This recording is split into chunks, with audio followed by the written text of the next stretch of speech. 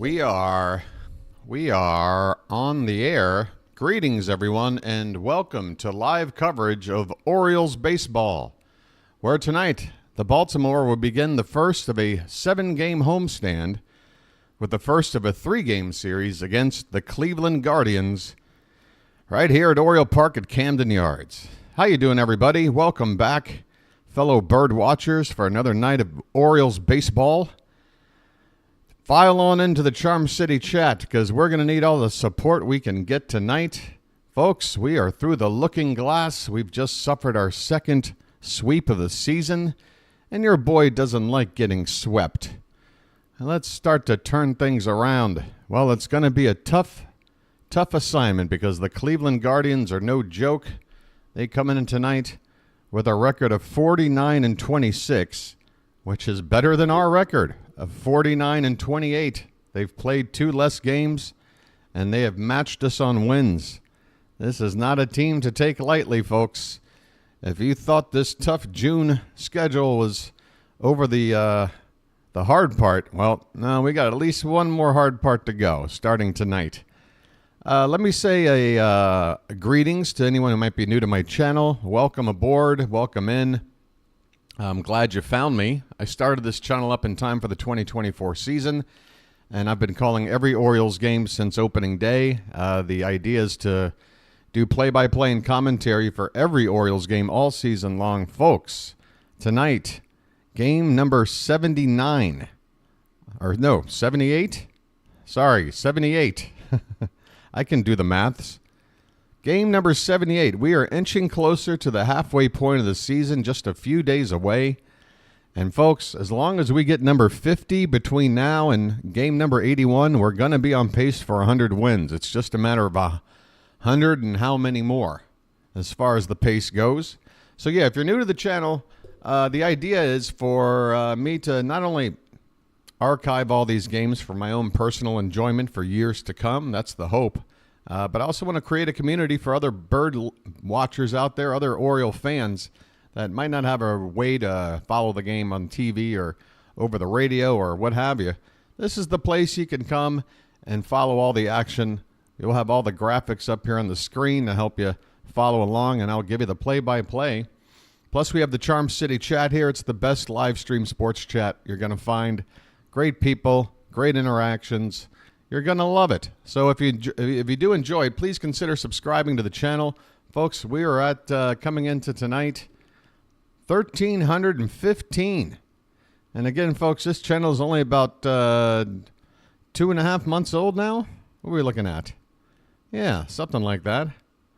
Fantastic stuff. I mean, we're on pace to maybe get to 3,000 subscribers by the end of the season, because I'm thinking we might be on pace to 1,500 by the All-Star break. I don't know. We could get there. So, yeah, that's very exciting stuff. But enough about the channel. Let's look at the starting pitching matchup here.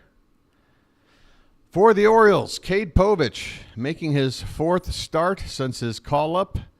The first 3 starts have been sort of scattered between ineffective and showing signs of being major league ready. His last outing was sort of a mixed bag. He only gave up 1 hit against the New York Yankees. Unfortunately, he gave up 5 walks. So if Povich can just get that command a little bit back, and I think the command is there. I just think he might be a little bit intimidated still.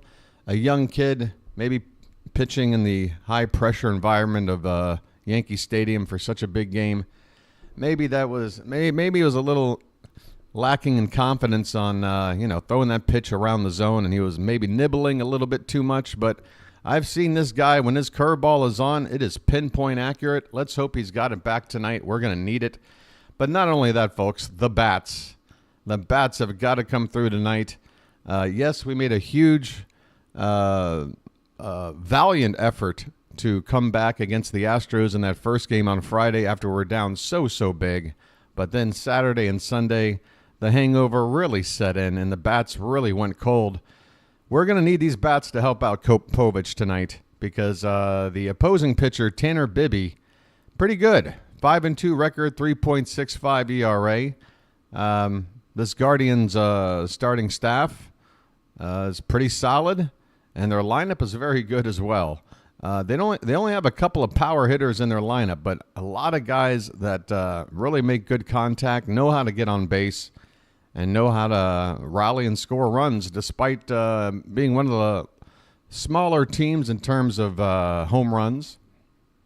But they're still a very solid offensive ball club, led by Stephen Kwan, who will be leading off tonight. Kwan, he's only been able to play 49 games so far this season because of some injuries. So he does not yet qualify, I believe, for the batting average lead among league leaders. I think he's going to need a few more games before he's going to get there. But coming into tonight, he's hitting .390, getting on base at a .448 clip, folks. That is Ted Williams-esque, and a .575 slugging percentage. Folks, Stephen Kwan, he's not really known for his power at all. I've used him in the show for a couple of years. He's a guy that's normally going to hit you 3-4 home runs a season. He's already got 7, so he's absolutely on fire, and he'll be leading off for the Guardians tonight. Other guys to look out for, the 2 power bats right there in the 3-4 spot, Jose Ramirez and Josh Naylor. Those are your major production guys with home runs and RBI, and then right through the order there, a lot of guys who know how to get on base. So it's going to be a tough lineup. So it's Stephen Kwan leading off. Let me go on over here for the Guardians lineup, and I'll bring up this game here in just a second. In fact, let me go ahead and make sure the game is up now. These early, 6:35 p.m. Why? Can't I at least have the sun rise before I get a night game going here? I tell you what, 6:35. All right, folks, I'll be right there with you in just a sec. Bringing up the ball game now. Hopefully no issues. Looks like it's ready to go.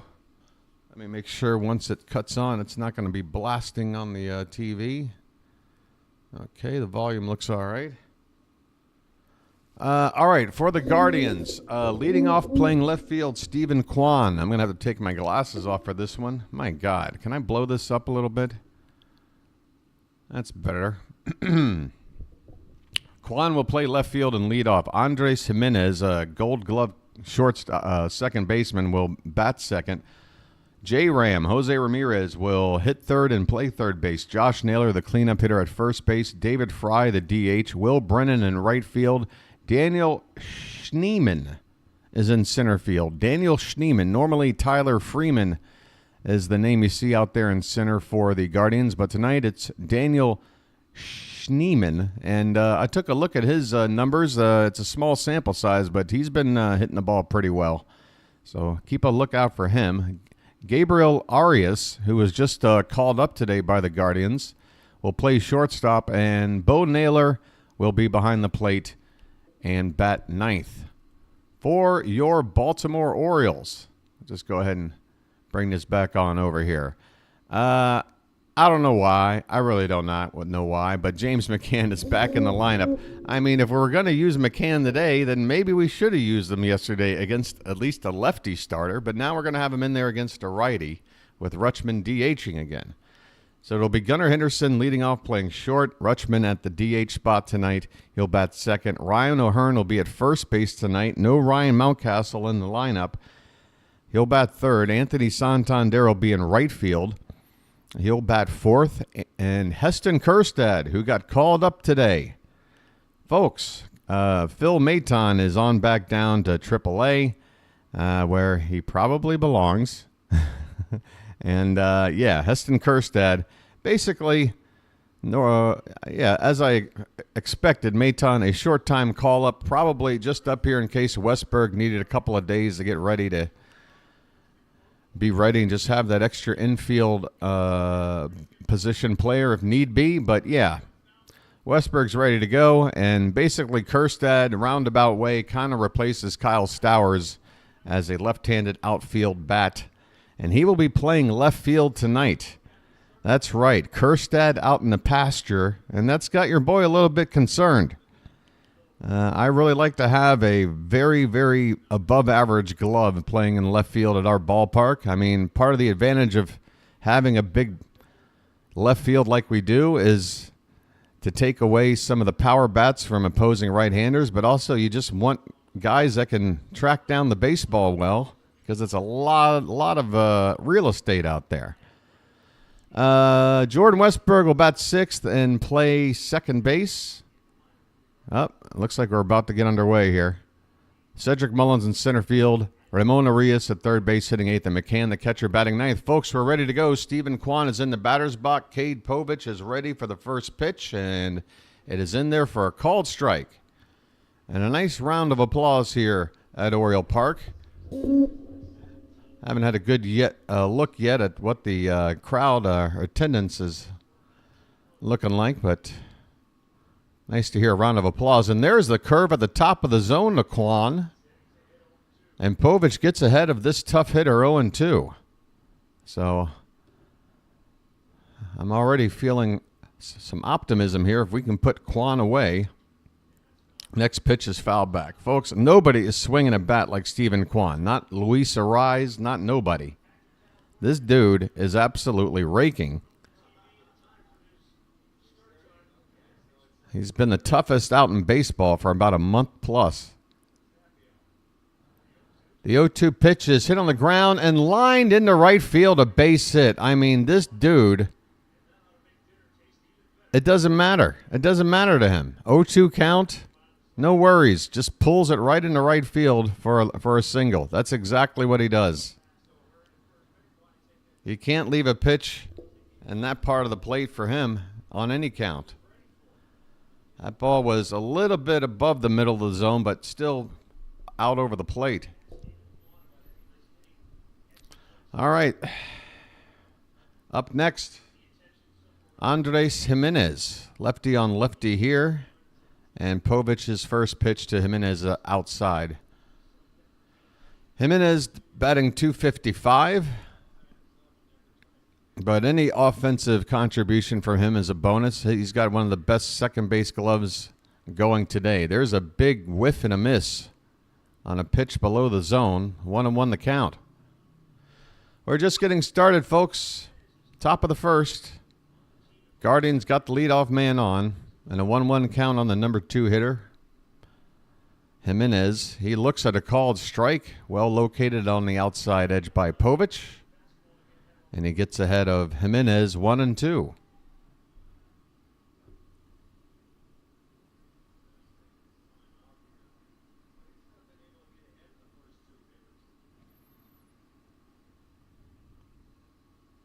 The 1-2 from Povich. First, a check on Kwan over at first. He gets back into the base with a slide.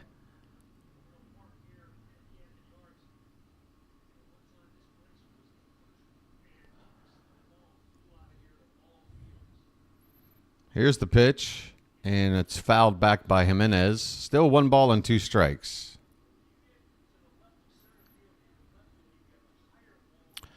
Well, it looks pretty sparse out there, folks. I mean, maybe we get a little over 20,000.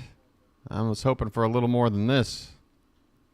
There's a swing and a foul off to the right. Off to the left, I should say.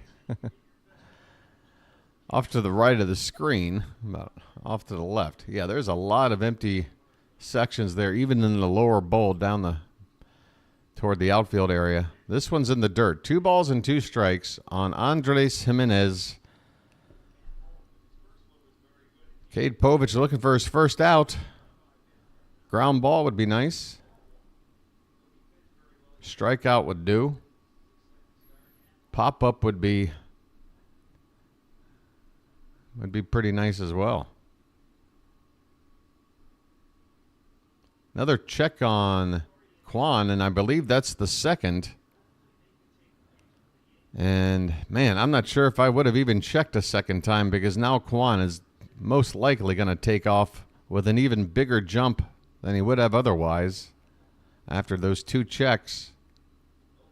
Breaking ball low. Kwan does not run, and the count goes full. And here we go, folks. This is a big pitch right here. Got to get an out here. Can't let another runner on. Jimenez fakes running, and the pitch is up and in on Jimenez. Excuse me, Kwan was the one that was dancing out there at first base. Here we go, folks. 2 men on, nobody out. And now the 2 big bats coming up.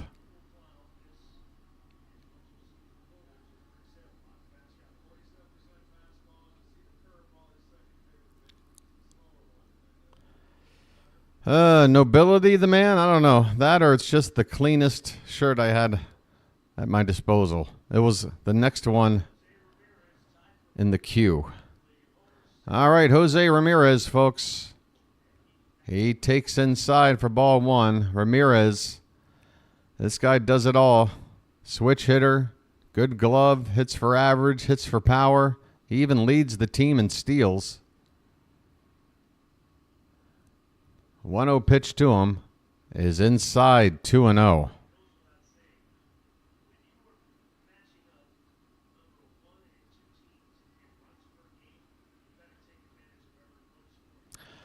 I feel like the biggest thing right now is that there's just too much pressure now on this rotation that we have because they know that there's nobody else to go to. This one is fouled away. Count 2-1 on Jose Ramirez. I mean, this is a lot to put on Cade Povich. It's one thing when you know, like, you're getting called up when there's other guys out there with an established rotation. You're thinking maybe this might be a short-term stint. This one's lined, base hit into left center field. Kwan will score without a throw. The ball comes in toward third base. 3 batters, 3 base runners, and a run in without an out to begin the ball game. RBI single for Ramirez. Jimenez stops at second. And Kwan comes in to score. 1-0 Cleveland.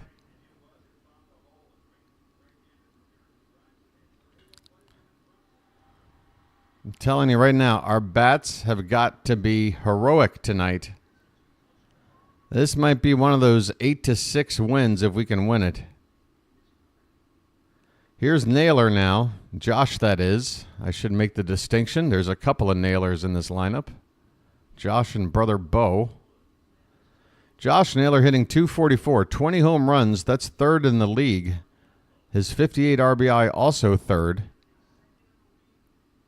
So he is doing cleanup hitter things as he fouls one straight back toward the screen behind the plate.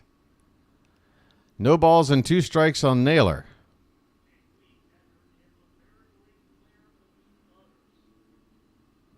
I don't know about the mirrors, Robert, but I'm ready to smoke. I can tell you that much. Chris, that's my philosophy as well. I gotta at least know her a little bit first. You know, I'm not that kind of guy. 0-2 the count on Josh Naylor.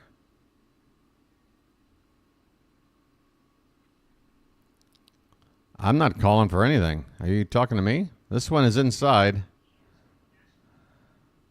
We got nobody to go to. We knew that yesterday. We don't have a long man. There's no going to the bullpen early.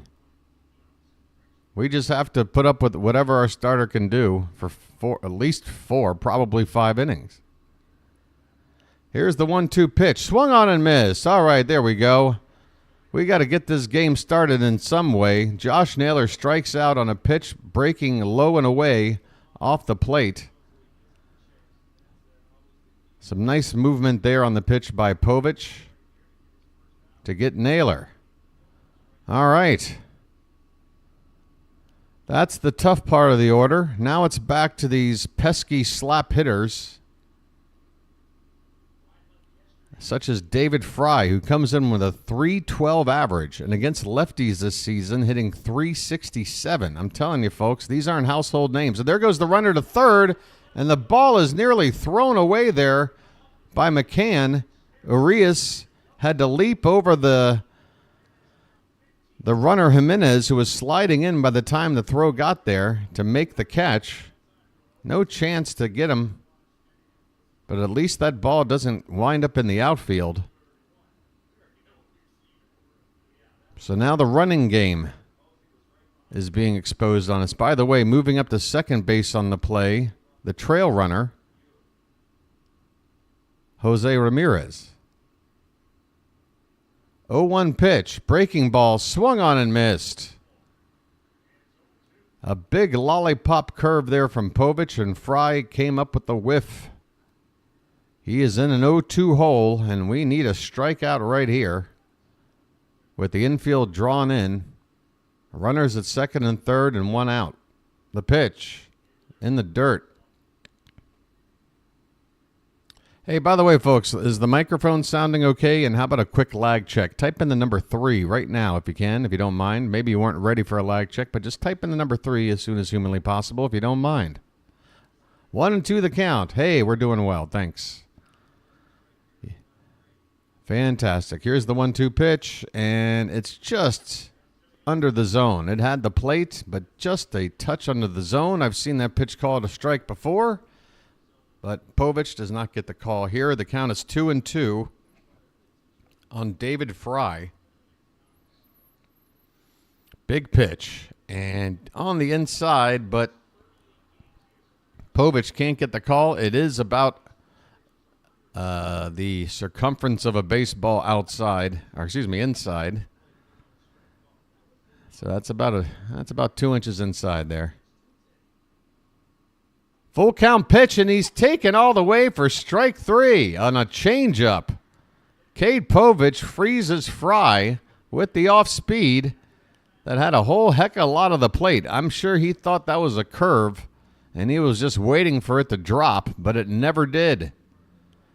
So a little bit of trickery there from Povich to get that big strikeout with runners at second and third. Now they're 2 down, and maybe a chance to get out of this with limited damage. All right, here's the sweeper from Povich in the dirt to Will Brennan. Left-handed batter, playing right field tonight, hitting .256, 8 homers, 24 driven in. You got Jimenez at third and Ramirez at second, 2 down, a run in. And here's the 1-0. That's a curveball on the inside corner, a beauty from Povich. Nearly buckling Brennan at the plate. Brennan. 1-1 count. As that 630-something sun is really hitting that warehouse right now. There's a called strike 2 on the 4-seamer. Povich, if he can find one more strike, can get out of this inning. And I'll feel fine. I'll feel fine. Again, this is a tough lineup. Just a bit outside on the 1-2 pitch. Count even up at 2-2. Rob, you brought up a point I wish I would have hurried up and made. Yes, folks, with the Yankees not playing tonight and us having played 3 less games than them, this is one of those nights where we can pick up that half game for free. This one's popped up. Center field. Mullins is there. He's got it. No problems there. Straightaway center to win the inning. The Guardians, first 3 batter, all with hits. And they do score a run. But fortunately, Povich settled down and got out of it without further damage. He had second and third with only 1 out. And we were able to hold those runners. We go to the bottom of the first. It's Cleveland 1 and the Orioles coming to bat. All right. Folks, I'm just going to hurry up and, chow down on the rest of my breakfast. I'll go off camera for it. I'm not like a few other these. I might have a lozenge while I'm on camera or eat one of those macaroni gummies as a joke. But this is breakfast.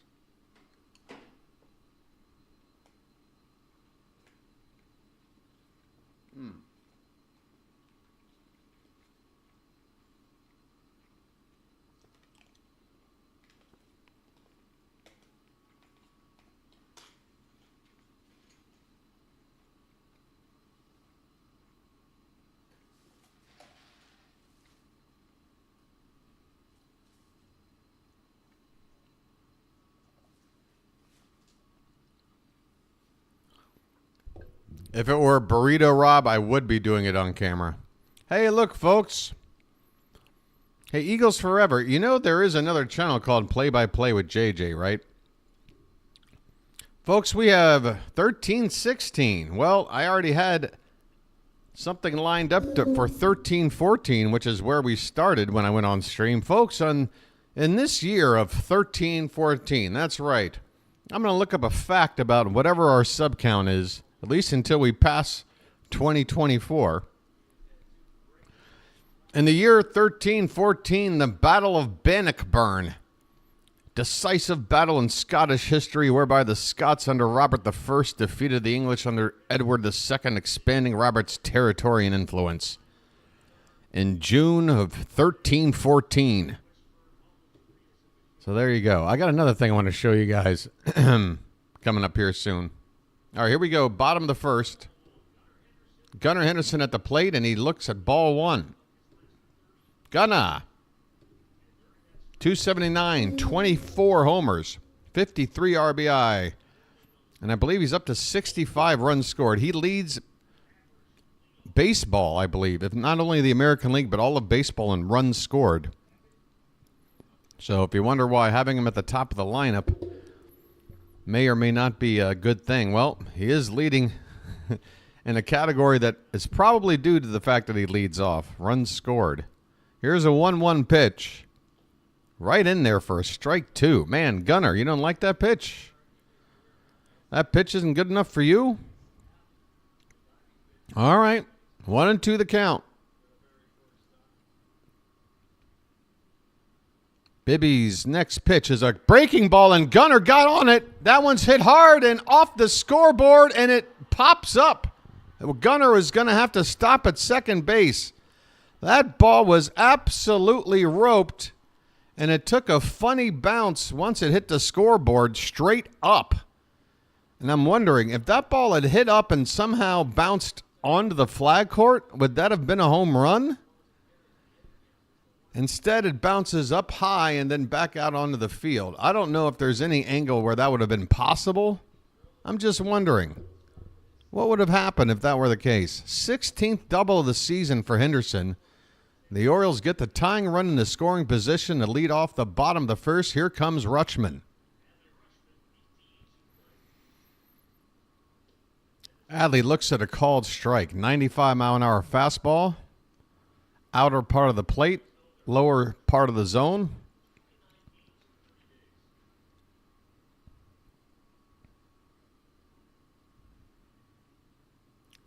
Rutschman coming into today hitting .302. The 0-1 pitch is swung on and fouled back. Man, Adley is one aggressive swinger.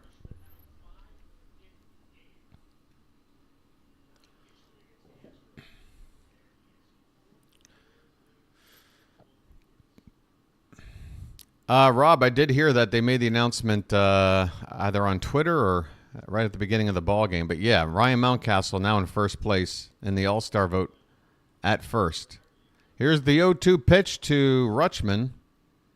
Bibee taking a couple looks at second, and Rutschman able to lay off a fastball off the plate outside. 1 ball, 2 strikes.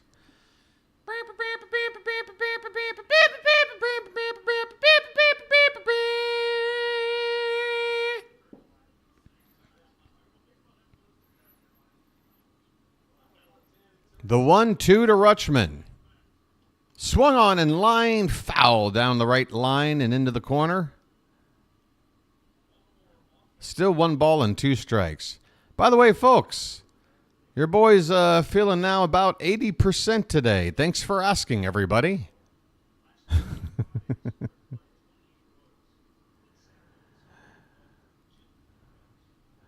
All right, the 1-2 pitch. First a check on second, and wow, Gunnar just gets back. That was a snap throw and well placed right at the bag. Gunnar had to sneak his hand in there, and the Guardians are on the phone just to make sure about this.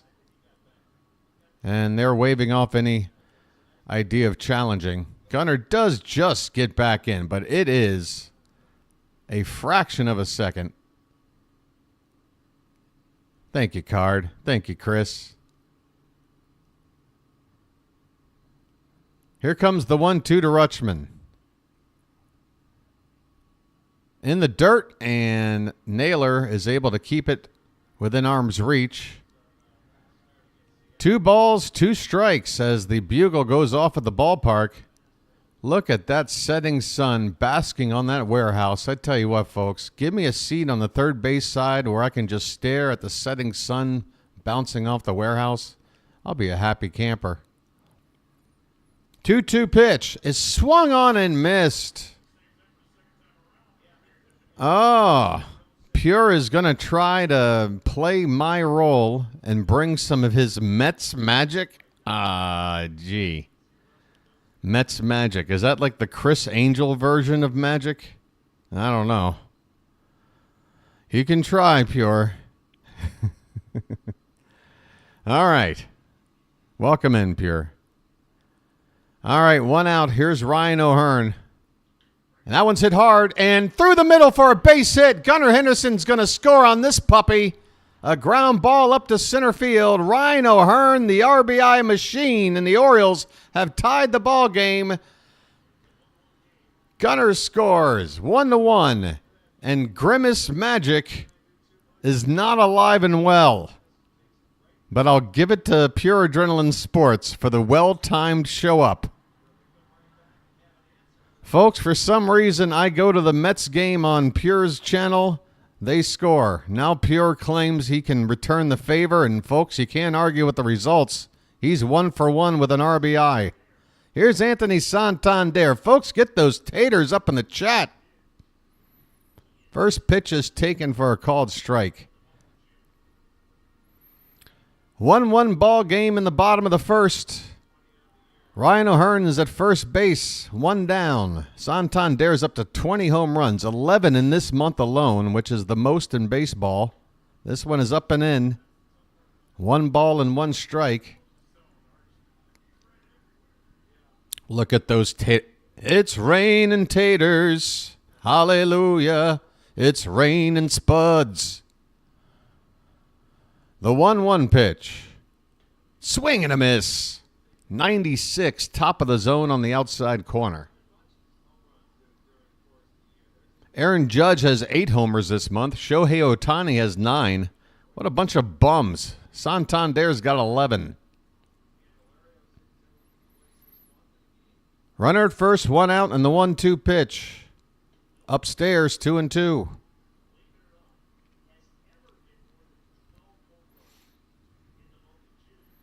That's it, Oriole Park. Make some noise. I know this stadium's only about half full right now, but come on. The 2-2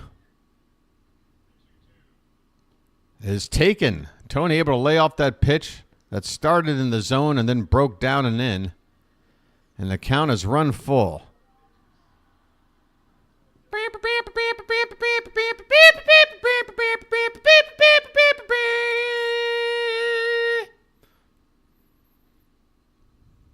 O'Hearn at first, 1 out. Full count on Tony in the payoff pitch. Here it is. There goes O'Hearn, and it's fouled back. Well, will it get out of play? No, it's going to stay in play. Ramirez, the third baseman in foul ground, makes the catch. I swear, I got to get used to modern baseball and the fact that batters will just stand there and watch a ball go up in the air that could land in fair ground. Just start running down the line. I don't like to see that. I'm an old curmudgeon. So Santander pops out in foul ground, 2 down. And here's Heston Kjerstad. Oh, I'd love to see him get into one here and his first AB called back up. With a big leg kick, he hits one into right field for a base hit. And that's going to let... whoa, Kjerstad. Wow, look at that. Ryan O'Hearn goes first to third, and Kjerstad hustles in with a double. That ball was hit on the ground hard. Rolled all the way into right field. Ryan O'Hearn actually had to hold up for a sec. That ball nearly hit him on the way in to right field. But how about Kjerstad? Look at that turn he made at first base. He was thinking 2 the whole way. That's his first double of the season, and his jersey's nice and dirty right now in the first inning. All right, folks. Jordan Westburg up with a big 2-out RBI spot, second and third. First pitch to him is a breaking ball that clips the inside. A front door curve. Westburg, 277 average, 13 home runs already, 45 RBI. We are not halfway through this season, and he's on pace to put up some numbers that nobody thought he would. This one's popped up. He went after a pitch a little above the zone, but luckily it'll get out of play. No balls and 2 strikes. One more big hit would really help us out here. It could drive in 2 runs. Just a little cue shot somewhere. Westburg can hit with 2 strikes. He's done it plenty of times so far this season, but this time he cannot. That is a pitch up in on the fists, top of the zone, and Westburg strikes out.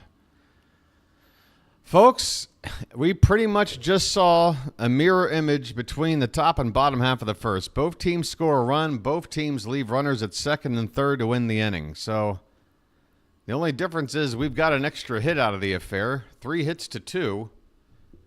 This game could go all kinds of ways. We're just going to have to see how it goes. Have I been off screen this whole time? I forgot. I finished my omelet a long time ago.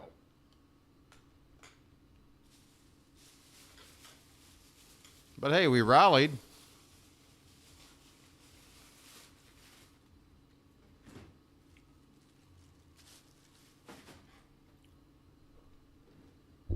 Normally, I'm used to somebody saying, "Hey, BW, I miss your handsome face. Where did you go?" And since I didn't see any message like that, I just assumed I was on the air. You got any eggs there, Pure? That's right. I ordered my omelet like Nicholson in 5 easy pieces.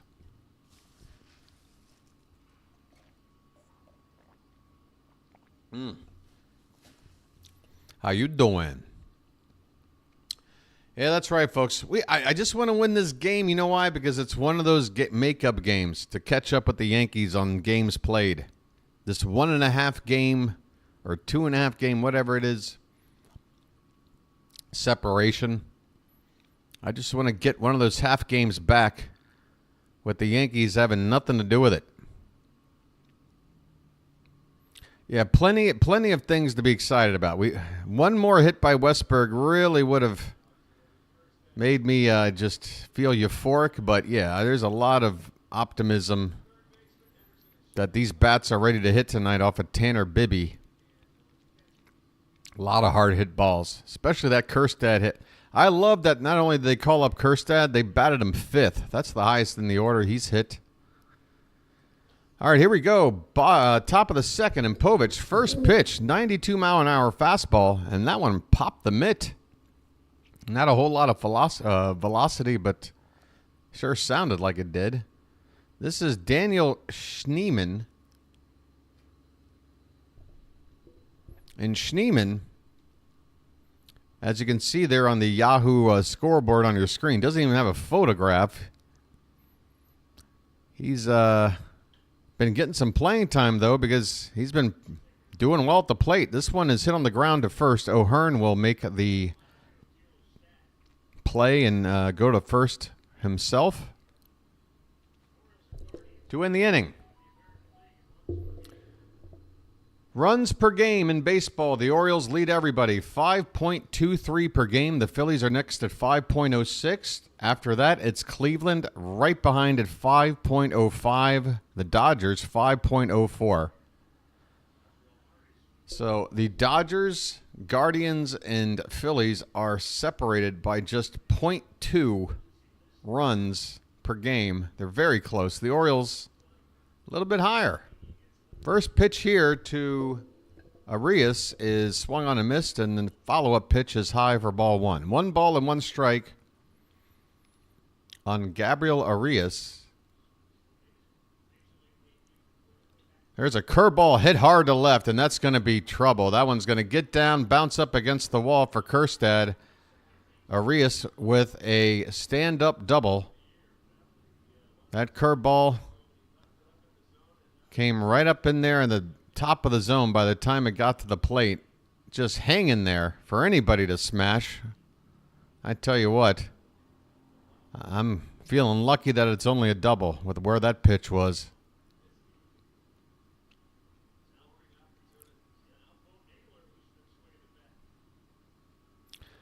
All right, one out, runner at second.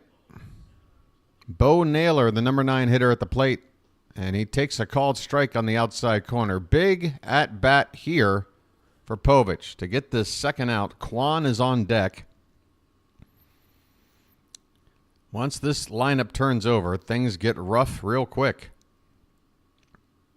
The 0-1 pitch is hit on the ground, right side. Is that fair? It is fair, and it gets past the glove of O'Hearn. My goodness, the Guardians are going to take the lead on an RBI double by Bo Naylor that somehow sneaks down the right field line past the first baseman O'Hearn. How did he not get a glove on this? He's right there. I mean, go to the ground, Ryan. Get all the way to the ground and reach as far as you can, baby. You can't let that ball get by you. Kwan at the plate. First pitch to him is fouled off to the left. Well, folks, looks like we're going to be trading blows here. This has not been a pitching duel, to say the least. 2-1 Cleveland. One out here in the top of the second. Kwan at the plate, runner at second base, one out. 0-1 pitch coming in. First, there's a step off by Povich. Looking back, the slowest runner in the lineup, Naylor, Bo Naylor, back to second base.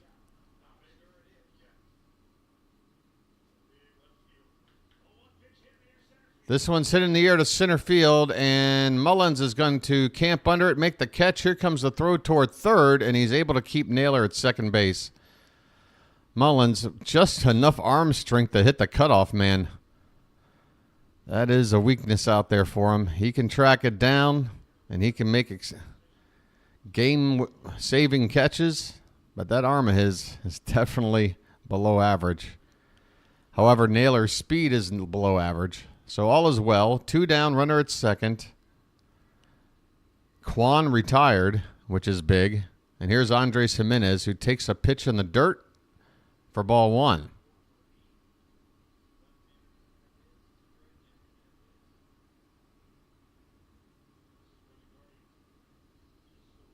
Jimenez walked in his first AB. Next pitch is popped up and off to the right into the stands. 1 ball, 1 strike. We are in the top of the second. There has been a 1 run in each frame of the ball game so far.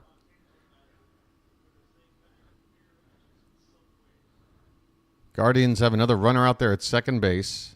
A pitch. That's a called strike on the inside edge. Nice location there from Povich. 1-2 the count.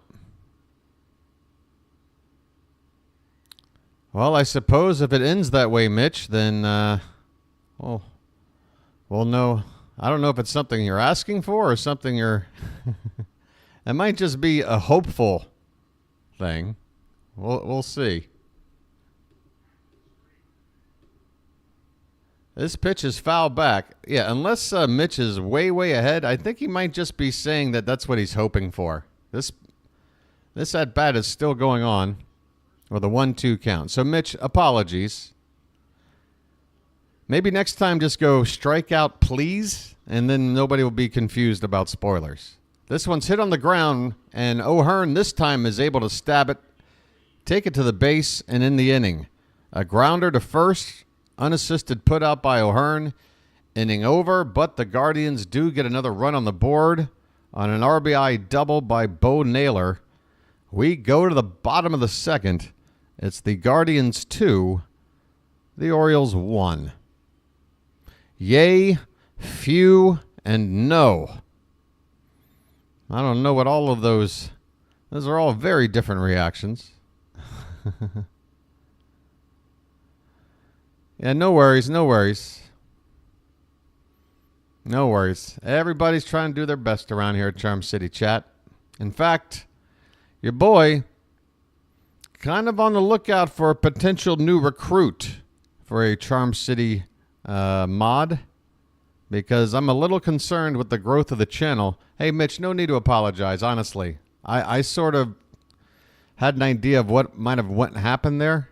And look, again, you're fine, Mitch. Believe me, a lot of other people would have way overreacted to what just happened. You're taking it very well, Mitch. I'm happy to have you, buddy. We'll take care of you, okay? It's all good. Now, Ovi here, on the other hand, I'm not sure what's going on. I'm just seeing a lot of messages getting deleted.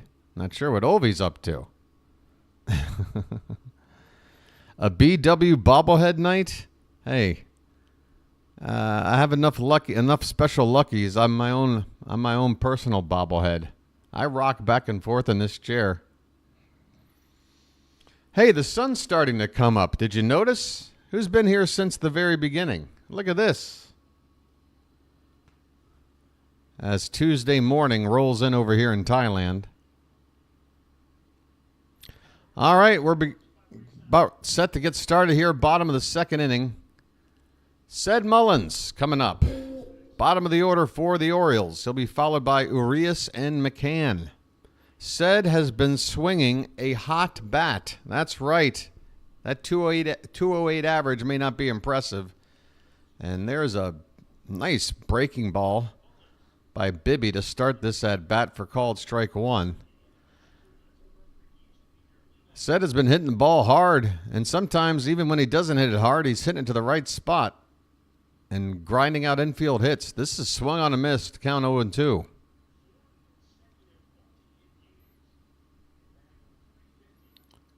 Well, how about that? Mullins has had 4 consecutive multi-hit games. That is definitely a sign of being in the zone. He pops up an 0-2 pitch here, though, and it looks like it's going to stay playable. The catcher on the track near the dugout makes the catch for out number 1. So not exactly what we wanted from Ced here to lead off an inning as we look to try to respond to this latest Cleveland run.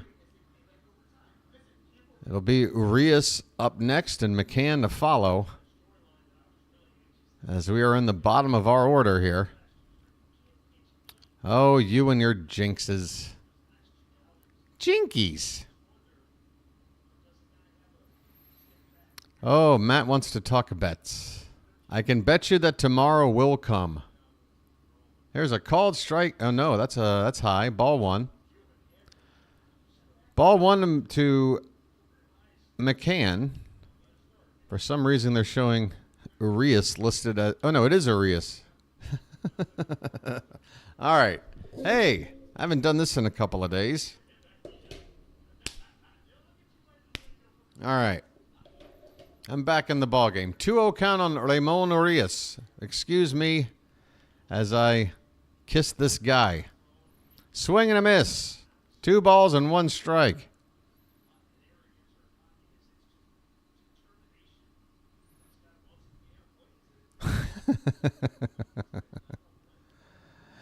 Oh, my friend.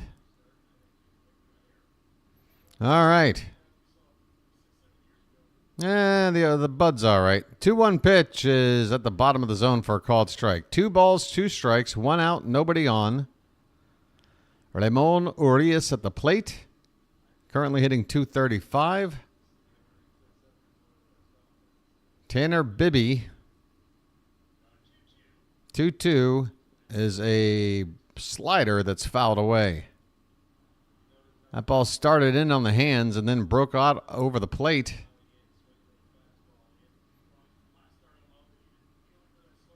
Urias hoping for something a little more straight. The infield is shifted over for Urias to pull to the left side. There's a ball hit to the left side, and the third baseman stepping in front of the shortstop. Ramirez makes the play. Ramirez retires Urias. And there are 2 down here in the bottom of the second. Yankees or Orioles, what? Is there a question in there? I see my name, and I'm like, huh? Here is the first pitch to McCann. He takes low and away for ball one. Just off the edge of the zone there. McCann hitting just 194. 2 homers, 10 RBI, an on-base percentage of .214. That is, even for a backup catcher, really not good. This one is fouled off. .214 on base. On a night where you got to feel like you need a win and Adley's DHing. I know Adley started yesterday, but that was a day game, and now this is a night game. That feels like enough recovery time for me. 1-1 pitch.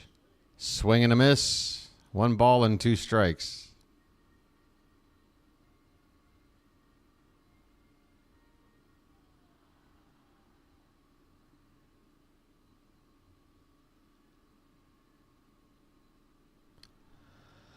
Here comes the 1-2, and Weekly reached for and missed. I mean, ugly. I mean, it's one thing that McCann missed a pitch that he was not able to reach. Nobody would, as it broke low and away off the zone. But, I mean, it was such a feeble attempt. It was such a, God, I don't even know what I'm doing swing. And that ends the inning. And that's the thing. It's not just about McCann struggling at the plate. It's that when we got a lineup 1 through 9 without him in it, it's like even if somebody's struggling at the plate, they at least offer you a little bit of speed, or maybe they can lay a bunt down for you. Maybe they can do something besides get the big hit. But McCann, he can't even draw a walk. His on-base percentage is only 20 points higher than his 194 average. 214 on base, which has now been dropped down to what, 212 or whatever? It's just not good enough.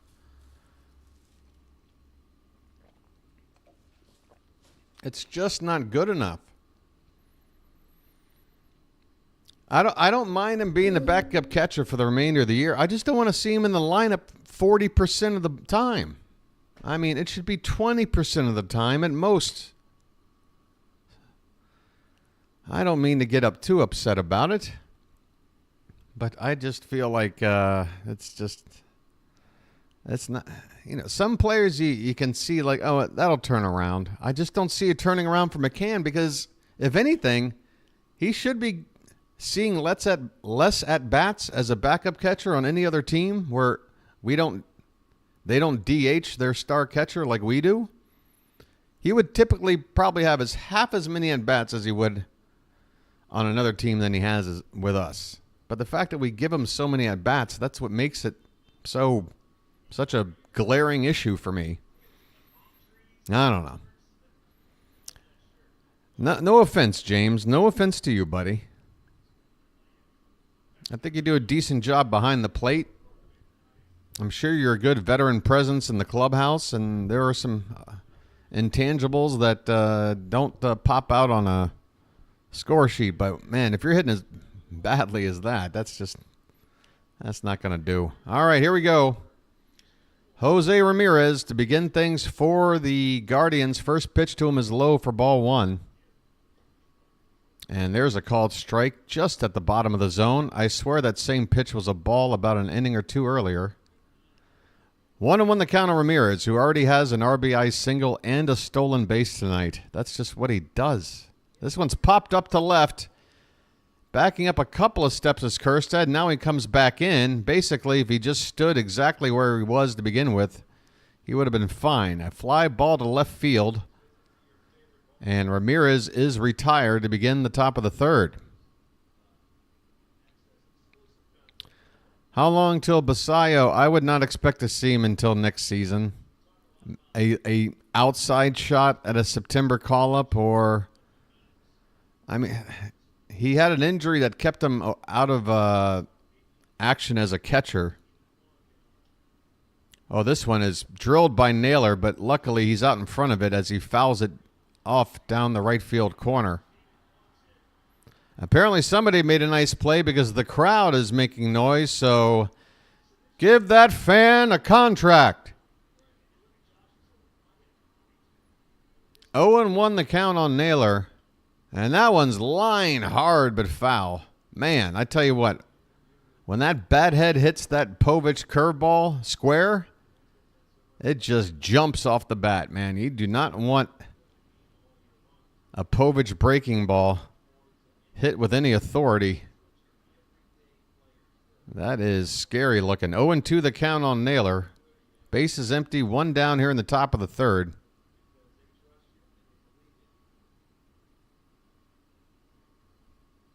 Pitch. Swung on and missed. A foul tip, apparently. Povich will take it. Naylor strikes out, I believe, for the second time today. So Povich has his number so far. A solid pitch, breaking just off the outside edge. Too close for Naylor to take, but too far for him to do anything with. 2 down, nobody on. Here's David Fry. And he goes after the first pitch. Swing and a miss. Top of the zone. Only 88 miles an hour. 88 miles an hour. Next pitch.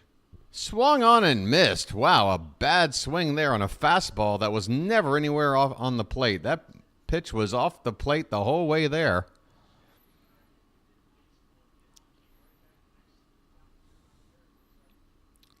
Next pitch, and a swing and a miss, and Fry was fooled on the sweeper. Another half-hearted swing by the Guardians. Povich is looking better as this game goes on, and we need him to be. After giving up a run in each of the first 2 innings, we go to the bottom of the third. It's the Guardians 2, the Orioles 1, with the top of the order due up next. Let's frickin' go. 1.21 gigawatts.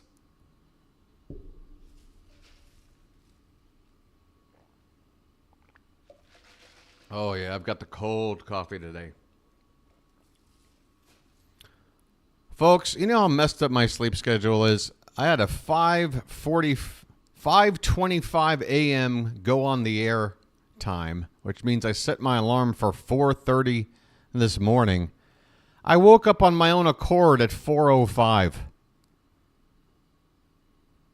What am I doing waking up on my own accord at 4:05 in the morning? What am I, 90 years old? Trying to beat everybody else at the old folks' home to the breakfast buffet? 4:05? I'm waking up on my own accord? Oh, man. I tell you what.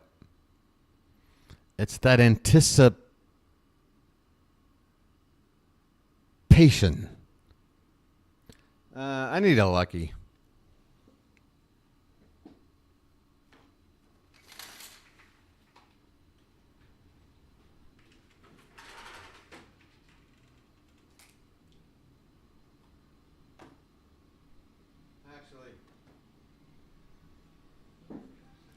I got like half a one here. Gunnar Henderson's coming to the plate, and you know what that means. We go over here now.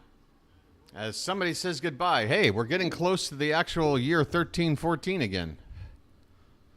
Gunnar Henderson, folks. 31 on-base streak. 31 game, I should say, on-base streak. Leading it off here in the bottom of the third. The first pitch to Gunnar. Off the plate outside, ball 1. Henderson led off the ball game with a hit. Came around to score. 281 average at the moment.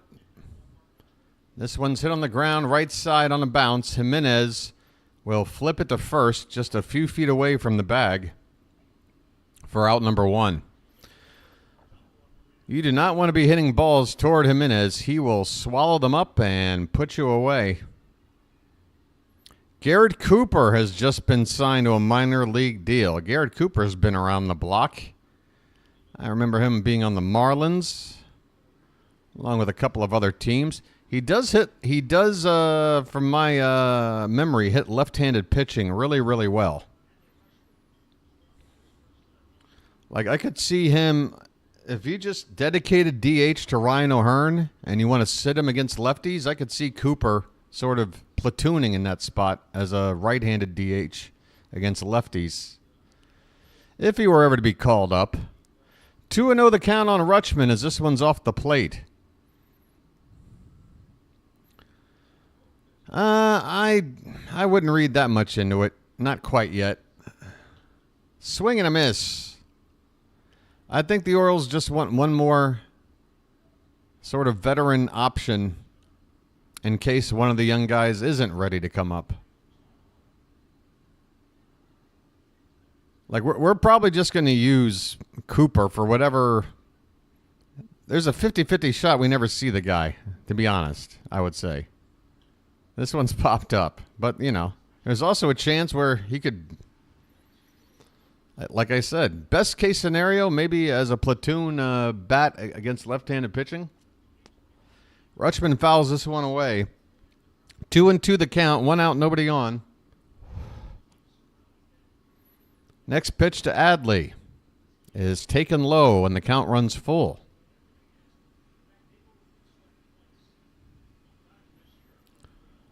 Bird's not even chirping. Here comes the payoff pitch. And this one's hit hard and down the right field line and into the corner.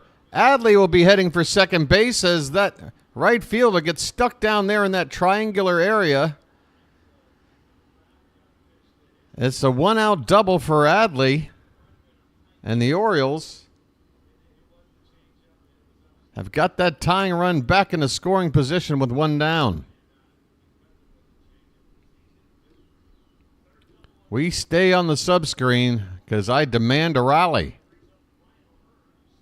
Here comes Ryan O'Hearn, who drove in the first run of the ball game. Hey, how about a repeat? First pitch to O'Hearn is a breaking ball, just catching the outside corner for a called strike. The backdoor slider. Tough pitch to go after on the first pitch of an at-bat. And it's strike 1. O'Hearn's average now at 290. Here's the next pitch. And this one's lined and off the glove of the first baseman. He can't see it. And O'Hearn will beat Jimenez, who picked up the ball to try to beat him to the bag. O'Hearn will be safe. Naylor had the ball bounce off of him, and he couldn't find it. It was right near his feet. Rutschman will make it to third. Naylor got completely turned around. It snow-coned out of his glove, bounced in front of him, but as soon as the ball was coming down, he started turning, looking the other way, and next thing you know, O'Hearn's on first. First and third, 1 down. Anthony Santander. Folks, get those taters up and get them up quick. First pitch is inside.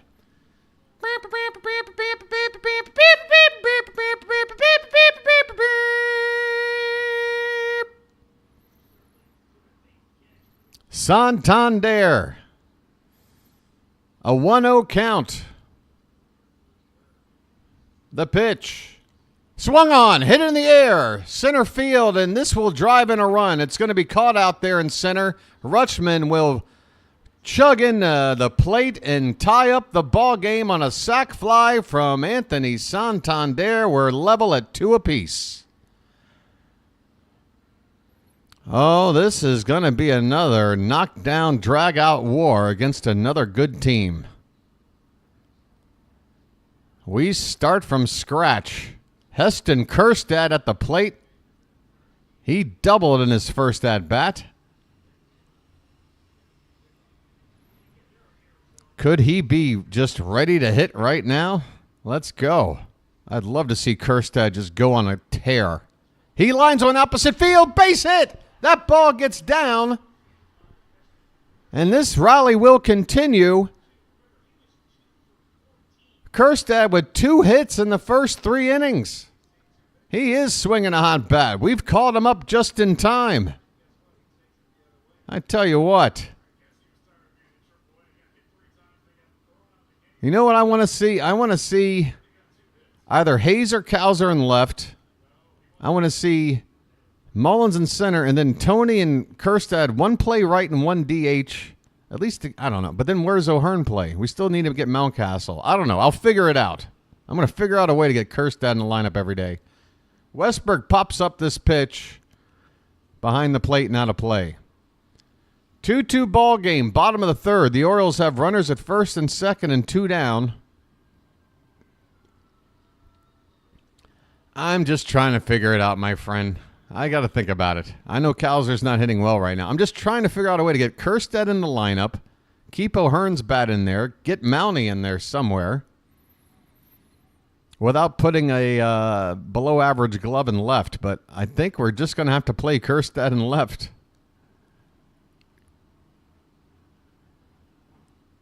Here's the pitch to Westberg, and that ball is an excuse-me swing, a slow roller, and the pitcher is going to flip it right out of the glove to Naylor for out number 3. That nearly worked out for Westberg. Instead, it ends the inning, but the Orioles fight back once more to tie up the ball game. My goodness, 2 runs on 4 hits for Cleveland, 2 runs on 5 hits for Baltimore as we go to the 4th, tied up at 2.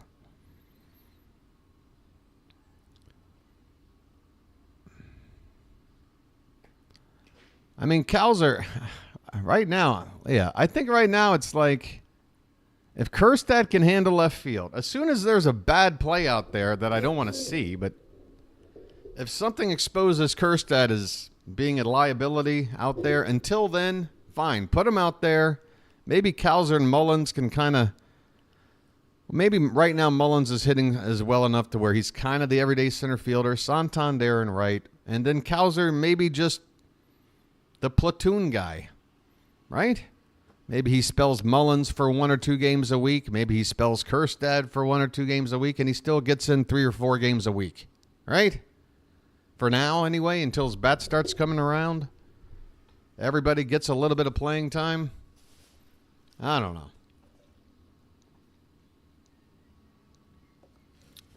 That's the one nice thing about Cowser, is that while he's struggling, and if he does sort of become the 4th outfielder, you can, he can play center, he can play the corner outfield.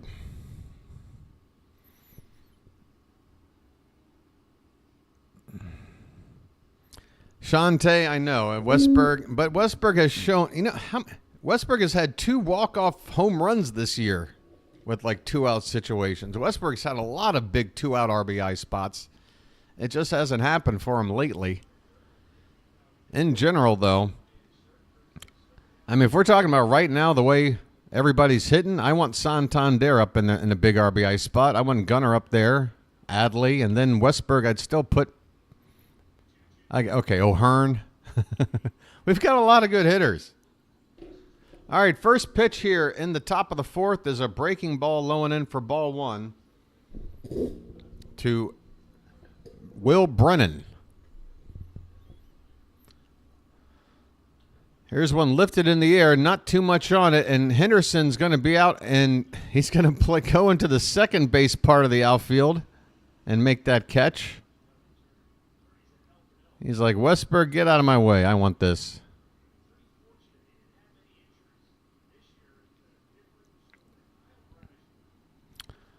We'd love to see Povich get a clean inning, and I'd say so far he's, with every inning, he's looking a little bit better and better. Pitch count is, there's a check swing. I mean, just like that right there. When you're check swinging like that and still making contact, that's a good sign. Daniel Schneemann is 0 for 1 so far tonight.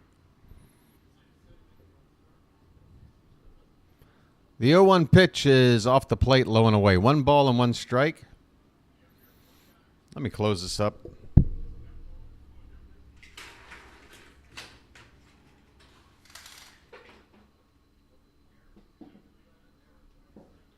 This pitch is top of the zone on the outside edge. Nice location on the cutter by Povich. 1 ball, 2 strikes. 1 out, nobody on, top of the 4th. 2-2 ball game. That is pitch number 60 for Povich. That one's hit hard. Center field. Mullins backing up. Mullins is at the wall, and it's going to bounce off the wall. And now ahead of Mullins, Schneemann might be thinking 3. Santander gets it back in toward the infield. And Schneemann will reach third without a throw. Oh, unfortunately, Mullins was probably better served to just sort of wait for that ball to bounce off the wall and make sure to get it back in to keep this a double. But he wanted to try to go after it, and the ball took a bounce past him. And once it did, I mean, he got to the wall and then decided to play it off the wall. Once you're that close to the wall, you can't react to the bounce unless you're very lucky. And the bounce went away from Mullins. That allowed Schneemann to get to third base. Swing and a miss on the next pitch to Gabriel Arias. Or is it Arias? Arias? We got it. We have an Urias, and I guess he's an Arias. I'm going to go with that. Arias. Top of the zone. But off the... that's ball 1. 1 ball and 1 strike.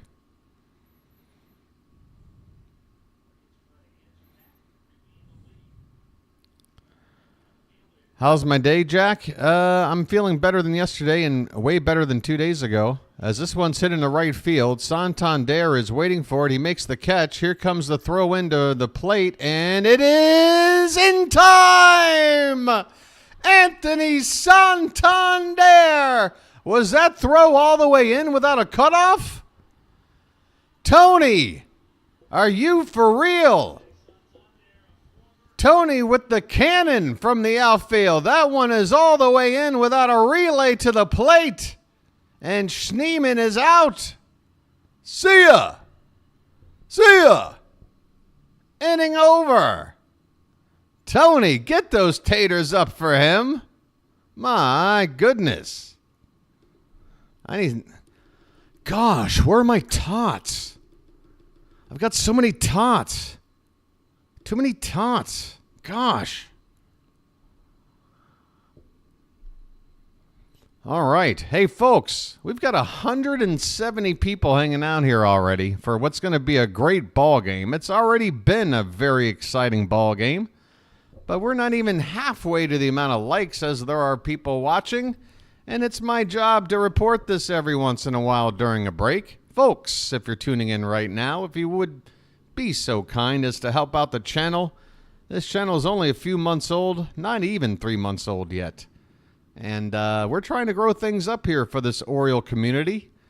And everything is being done with not a whole lot of resources, a bare bones operation. What is really helping this channel grow is support from viewers like you doing simple things by just tapping that thumb. It lets YouTube know that this channel is being watched and appreciated, and that's going to let them say, hey, we're going to bump this guy's videos up in the algorithm a little bit. Maybe get more people to get some eyes on this channel over here. So, yes, folks, the remaining 75 of you that have not yet hit the like button, please, let's get it on up, shall we?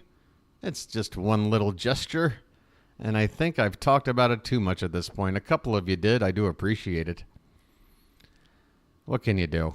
What can you do? I don't know, Charm City chat. What's the most charming way to convince a person watching who doesn't even have to subscribe and chat to just, I don't know. Maybe if I took my shirt off. I don't think so. All right, here we go. Cedric Mullins, bottom of the order, once again due up for Baltimore in the bottom of the 4th. First pitch is swung on and fouled straight back. Mullins is 0 for 1 so far tonight after fouling out his first time up.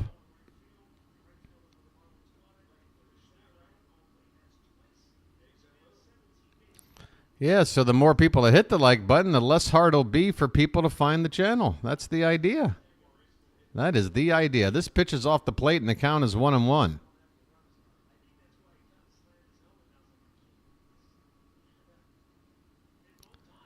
Well, then why are their last names spelled different, Lakita?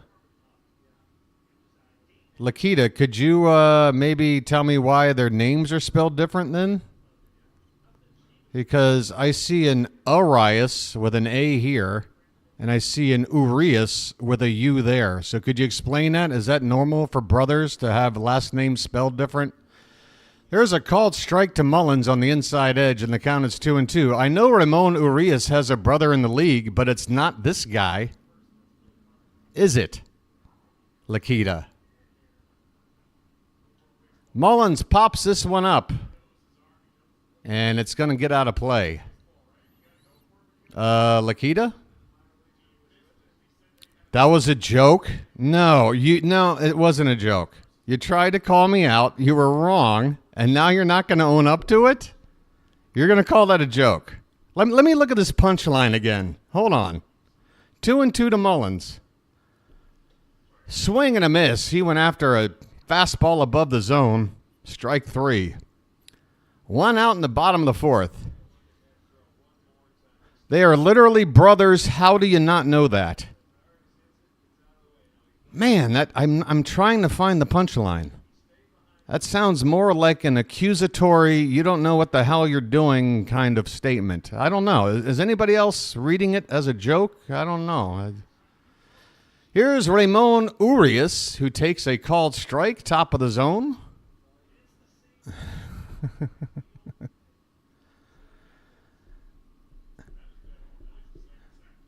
That was a joke. It was just a joke.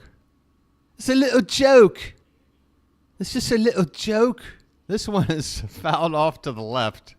0-2 the count on Ramon Urias. Oh, yeah, I guess I'll bring it back up over here now. I don't know.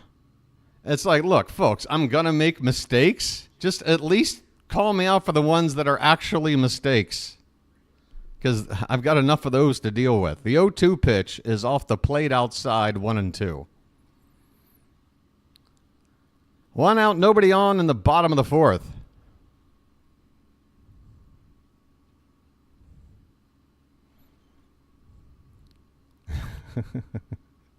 It's okay, Lakita. It's fine. This one is low and away. 2-2 the count. It's fine. Your boy's in a bit of a mood. He's getting his mojo back. Maybe he's a little bit still like a wounded animal. Maybe I'm lashing out a little bit, but you know.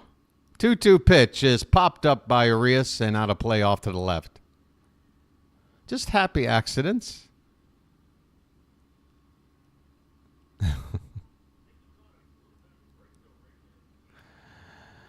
It's spelled Uranus. Yeah, I just need some happy trees and I'll be fine. Hey, Ricardo, welcome in from Italy. Hey, do you mind telling me what part of Italy you're from? I've got some Italian background. This one is popped up left center. Center fielder, nope, it's going to be the left fielder Kwan to make the catch. Urias retired on a fly ball to left. And there are 2 down here in the bottom of the 4th. Bibee's up to 61 pitches. The pitch count is not a worry for him at the moment. That sun is still beaming hard off that warehouse. Man, this game is going to be half over with the sun still not set. This is just too early of a start time for me. I like a good night game where maybe the first couple of innings, you got a little sunlight and then you get into the dark. This game's going to be half over with the sun out. First pitch is a slider off the plate to James McCann. 2 down, nobody on. All right, McCann, 2 down, nobody on. Just go up there and hack. Just try to hit the crap out of it. If you strike out, whatever. There's not a rally going on right now. There's a called strike, 1-1. There you go. Luis Urias playing for the Seattle Mariners. I believe Luis has been up and down between the big club and AAA a little bit over the past couple of years. 2-1 the count on McCann.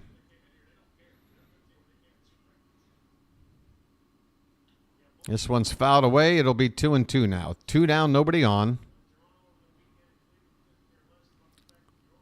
I mean, Lakita, you could try another joke.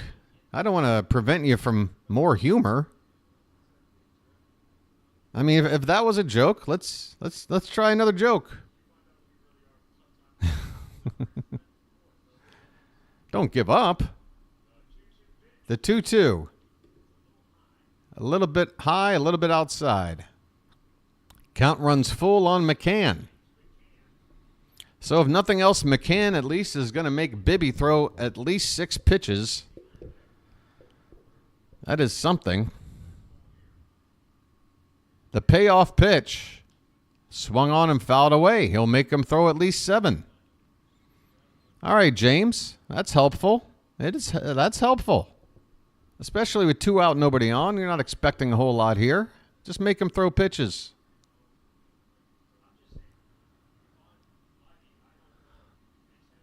All right. Bibee's on 67 now.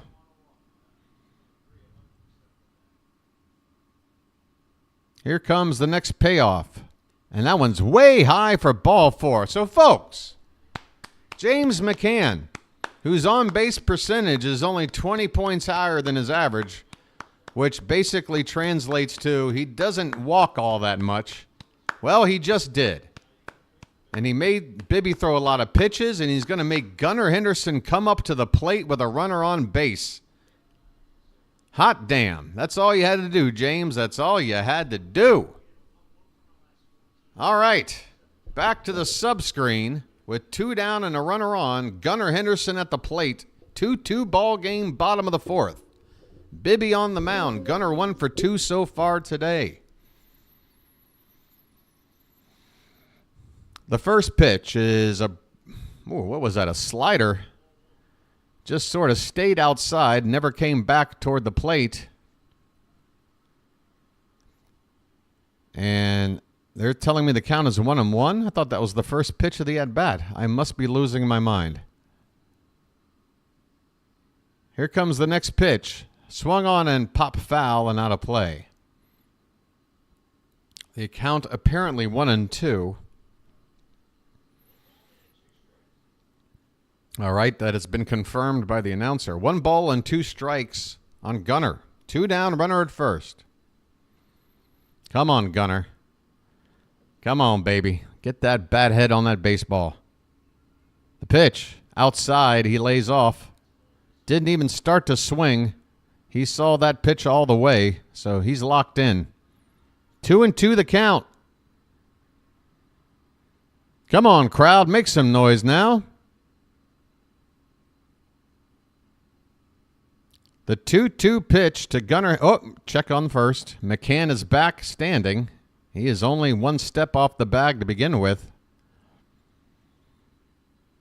Now, if this count does go to 3-2, McCann will take off with the full count pitch with 2 down. And that would be helpful if Gunnar hits a ball into the gap with McCann's speed. The 2-2 pitch is swung on and missed. A fastball just off the outside edge. Gunnar comes up empty, and the inning is over. But hey, even though we only get a walk out of the inning, we made Bibee work there a little bit. It wasn't just a 1-2-3, see you later kind of inning. I don't think that was a fail. Matt, when we had 2 out and nobody on, and McCann came to the plate, what were you expecting to happen in that inning? You were expecting the McCann to make the 3rd out, weren't you? No, he didn't. We at least made Bibee throw like an extra 14 pitches. Well, I guess McCann would have had to have seen a few pitches before making it. Okay, let's just call it 10. I'll say 10 extra pitches thrown because of McCann's drawing that walk. I think Gunnar got the auto strike for not being in the box on time, Rob. I did notice the umpire do a, what do you call it if I'm on screen? This kind of thing. So it looked to me like before even the first pitch of the at-bat that Gunnar, I guess, wasn't in the box ready to go when he was supposed to be. That's my best guess. All right. 2 runs, 5 hits for both sides. Cleveland with the 1 error. It'll be the 9, 1, and 2 hitters due up. So, again, another tough spot. You're going to have Kwan coming up, and if anybody gets on base, Jose Ramirez is waiting as the 4th hitter in this inning.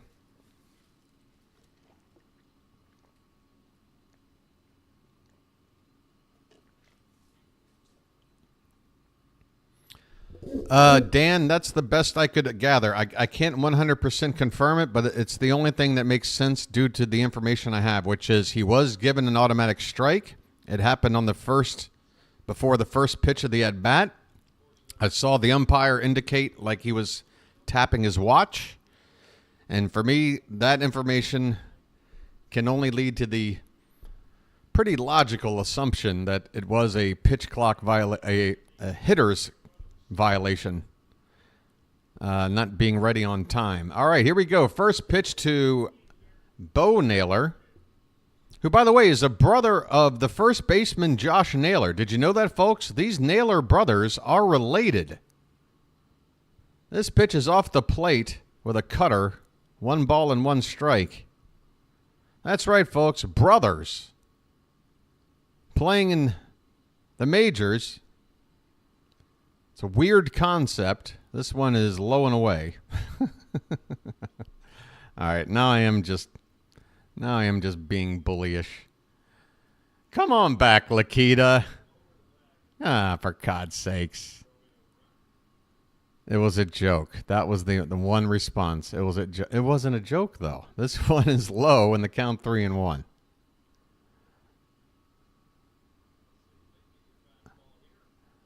I can only smile when people try to put a spin on something. The 3-1 pitch is hit on the ground, and the first baseman O'Hearn backs up on it, makes the play, and will throw it over to Povich covering the bag, and Naylor is retired, 1 down here in the top of the 5th. All right. We got that leadoff man off. Kwan comes up with nobody on base, 1 out. He is 1 for 2 so far tonight.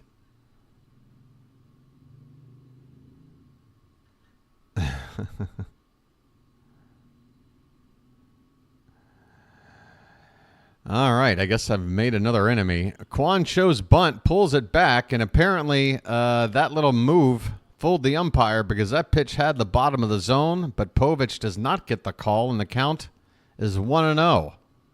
The last thing we need to be doing is giving Kwan a free ball, and now Povich falls behind 2-0 on a pitch in the dirt.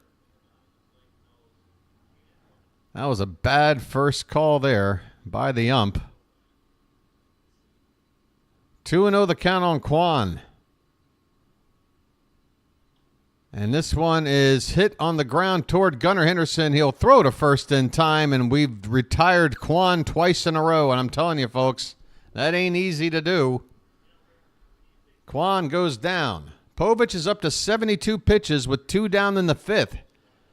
He could go 6. I think if he can get this final out without much damage, without more than maybe 1 base runner on a soft hit or something, he might come out to start the 6th. I can't promise you he'll finish it, but I think he can come out and start it.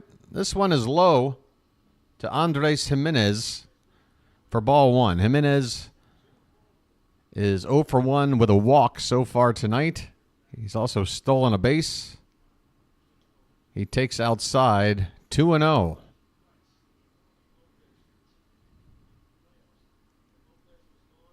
Base is empty, 2 down, top of the 5th. 2-2 ball game. First game of 3 here at Camden Yards between 2 very good ball clubs. This one is fouled off to the right. And the count even up at 2-2. Or is that just 2-1 now? Excuse me.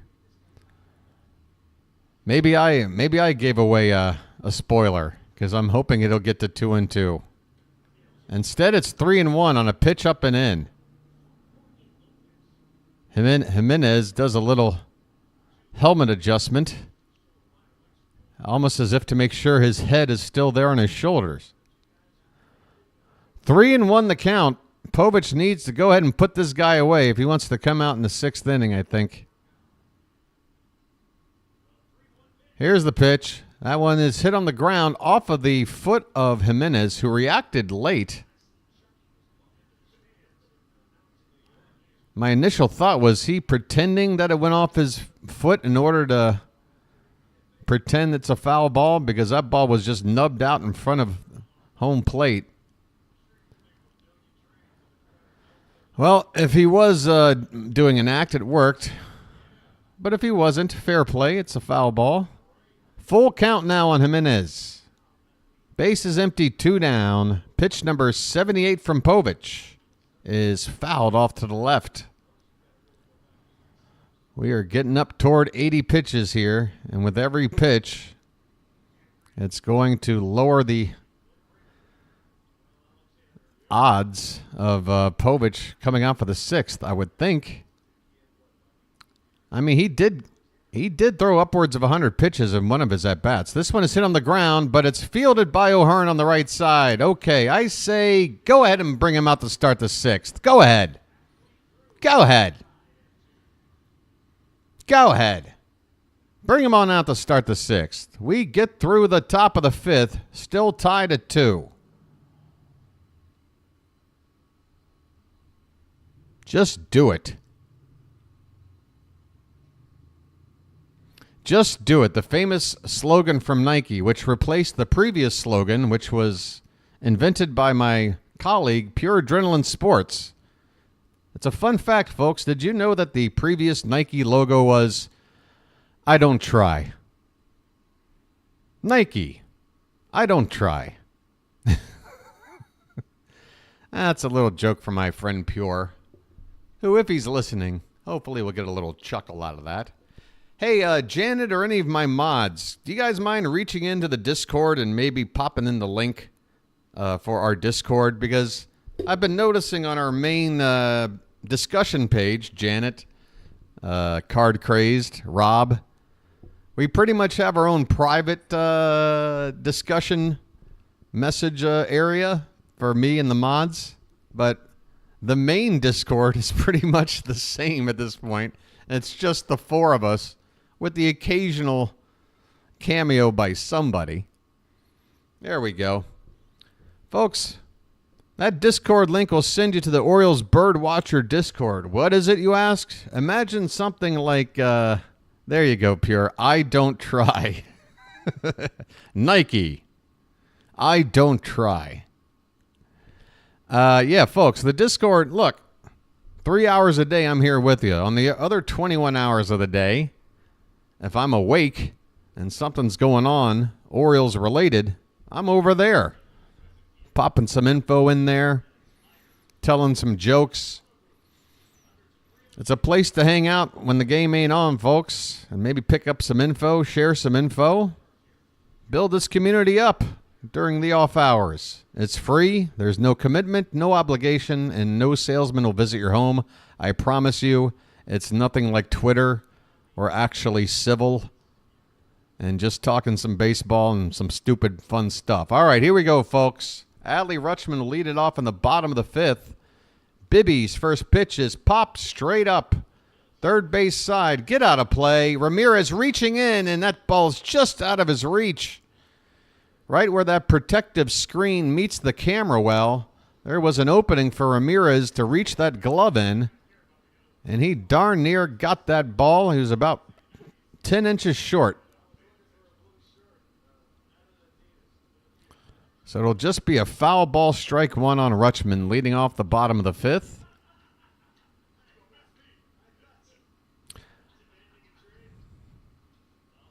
This one's fouled back by Rutschman.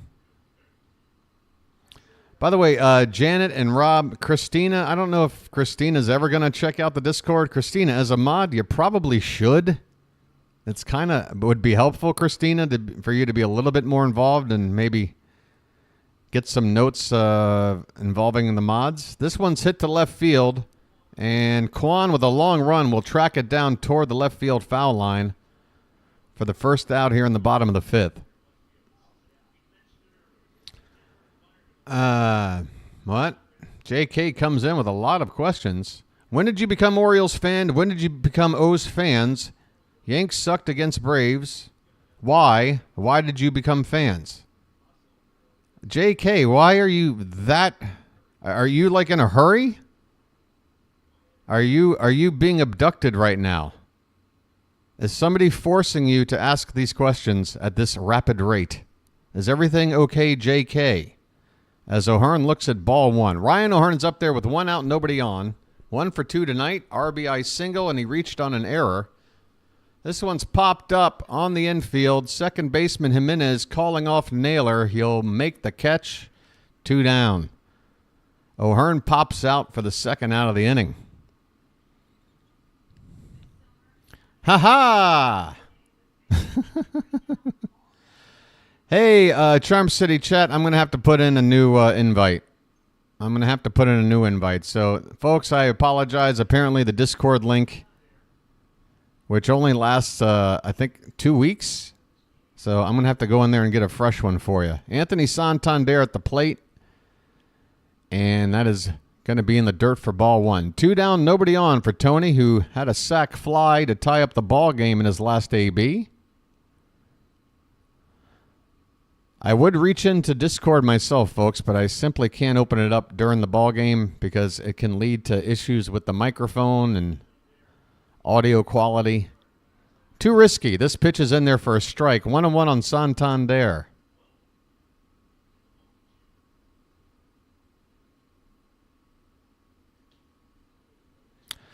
Let me ask you this, Jay. If you walk like into a bar or a coffee shop, do you just sit down in front of a bunch of strangers and just ask the entire room, hey, why do you do this? Or do you actually, I don't know, say, hi, my name is such and such. Nice to know you. Maybe get a feel of the vibe of the room. Maybe ask like an introductory, hey, where are you from? Or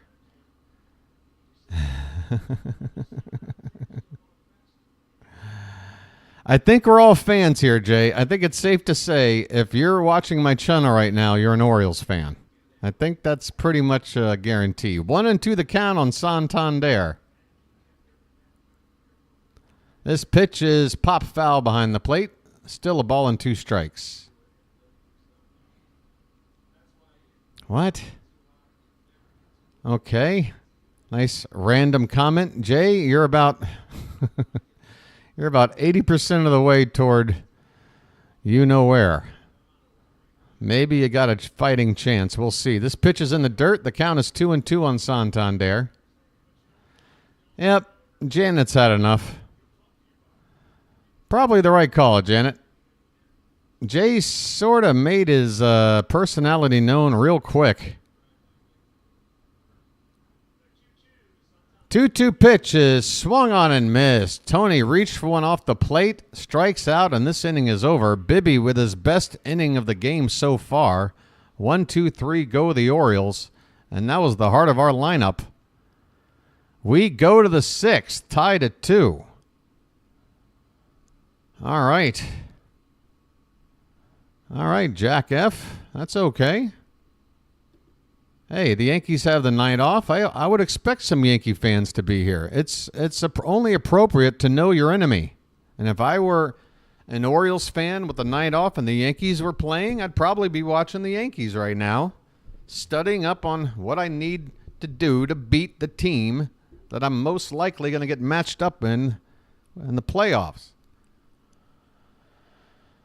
All right. Hey, speaking of suspensions, I was listening to Pure Adrenaline Sports' call of the Cubs-Mets game on Sunday Night Baseball last night. Edwin Diaz, Mets closer, came out to close out the ball game, and before he threw a pitch, was caught by the umpires covered in sticky stuff. And they removed him from the ball game, and apparently that's an automatic 10-game suspension.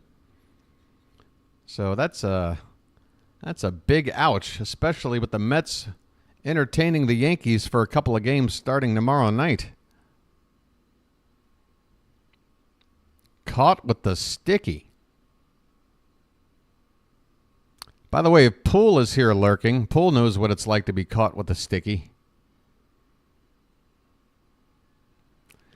Oh, my friend, that's the question of all questions right there. That's a question we've been asking man since the beginning of time.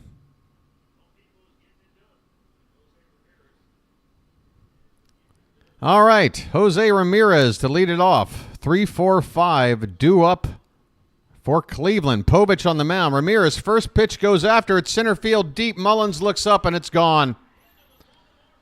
That ball was hit over 400 feet to dead center on the first pitch by Ramirez, and the Guardians jump ahead 3-2.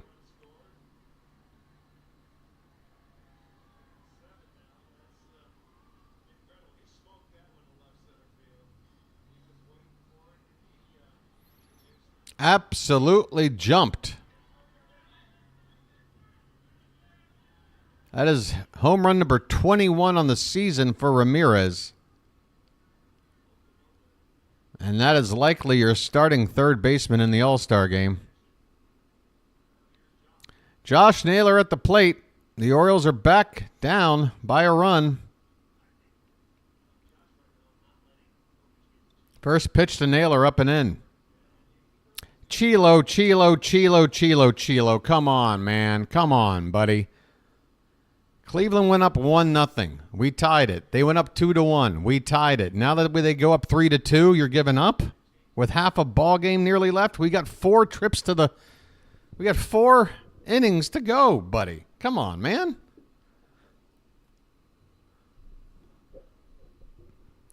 Here's the pitch, a called strike, top of the zone on the outside corner. 2-1 the count.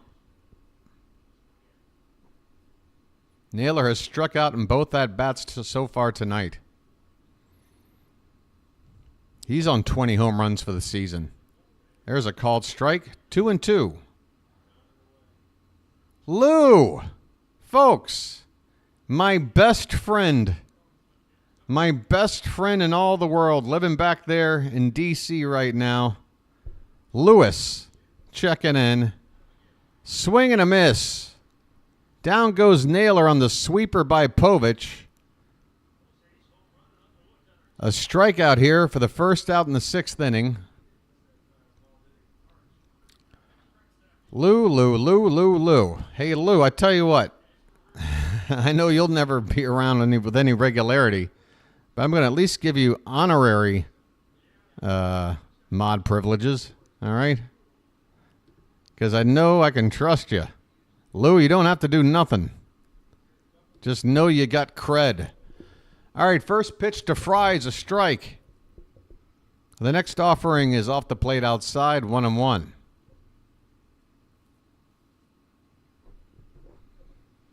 Folks, me and Lou go way back. We're talking mid-90s.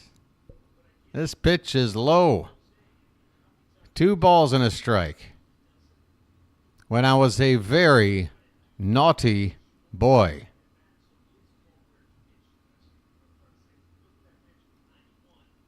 I'm a naughty man now. But this one's fouled by Fry, and it looks like it got McCann in a bad spot. The home plate umpire immediately walks out to the mound to give McCann a reason to walk around and shake this one off. 2-2 count on Fry. Base is empty, 1 down. Cleveland ahead by 1 on the solo home run by Jose Ramirez. Here in the top of the 6th. Don't worry, Lou. I won't dox you any more than I already have. I'm just happy to see you here, buddy. 2-2 pitch. Popped up on the infield. First base side. O'Hearn is waiting under it. Does a little foot shuffle there, but he finally grabs it for the second out here in the 6th. Look, folks, Povich is 1 out away from going 6 innings and giving up 3 runs. Last time I checked, that is known in Major League Baseball as, are you ready for this? A quality start. So if that's how this ends up, we can't put anything on Povich if tonight doesn't go our way. Here comes Will Brennan. There's a called strike, bottom of the zone. 91 pitches on Povich at the moment. What are they barking about in this Cleveland broadcast booth. There's a pitch above the zone. 1-1 the count. A point? A point. A point. Yeah. Come up with something when it's, a point. Here's a called strike on the outside edge. 1-2 the count. The Guardians have 3 points. The Orioles have 2 points. We're looking for more points, hopefully at some point later in the ball game. The 1-2 pitch, just off the outside, 2-2. What the hell are they cackling about in this Guardians broadcast booth?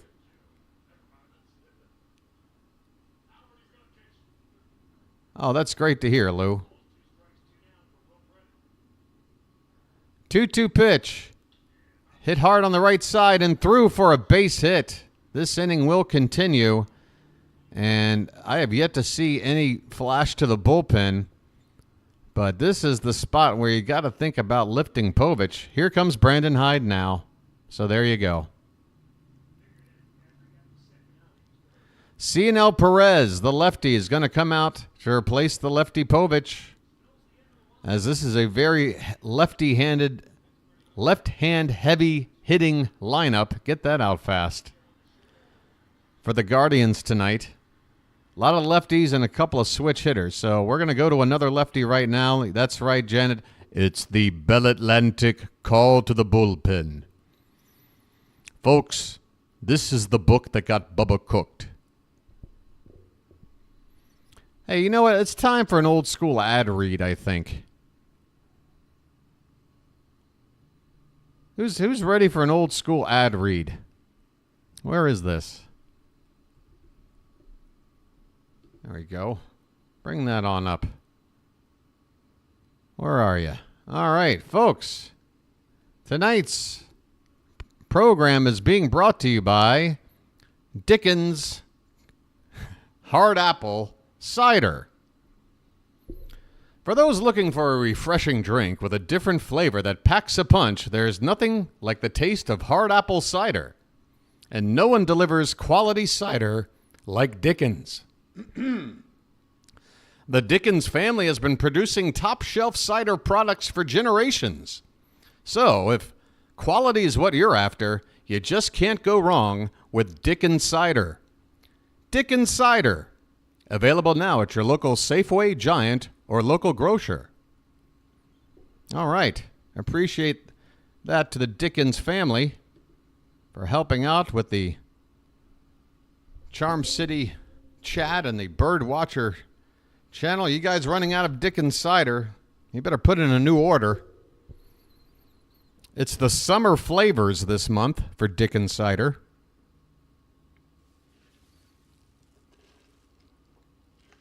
I even hear there might be a peach flavor, which would make sense. All right.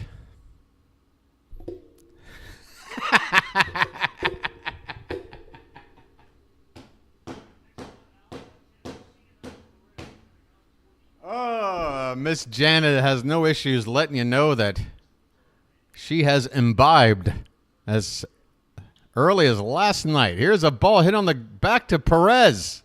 A comebacker to the pitcher, and this inning is over. Cionel Perez, one pitch, gets out of trouble. We go to the bottom of the sixth. Cleveland does take the lead. But hey, Cade Povich, nearly a quality start. And right now, we got to just worry about hitting. Let's go. Janet. Oh, my, folks. Kerstad, Westy, and Mullins due up. All right. I'm going to ask a question right now. It's not about yes or no. It's about now or later. Hat, now or later?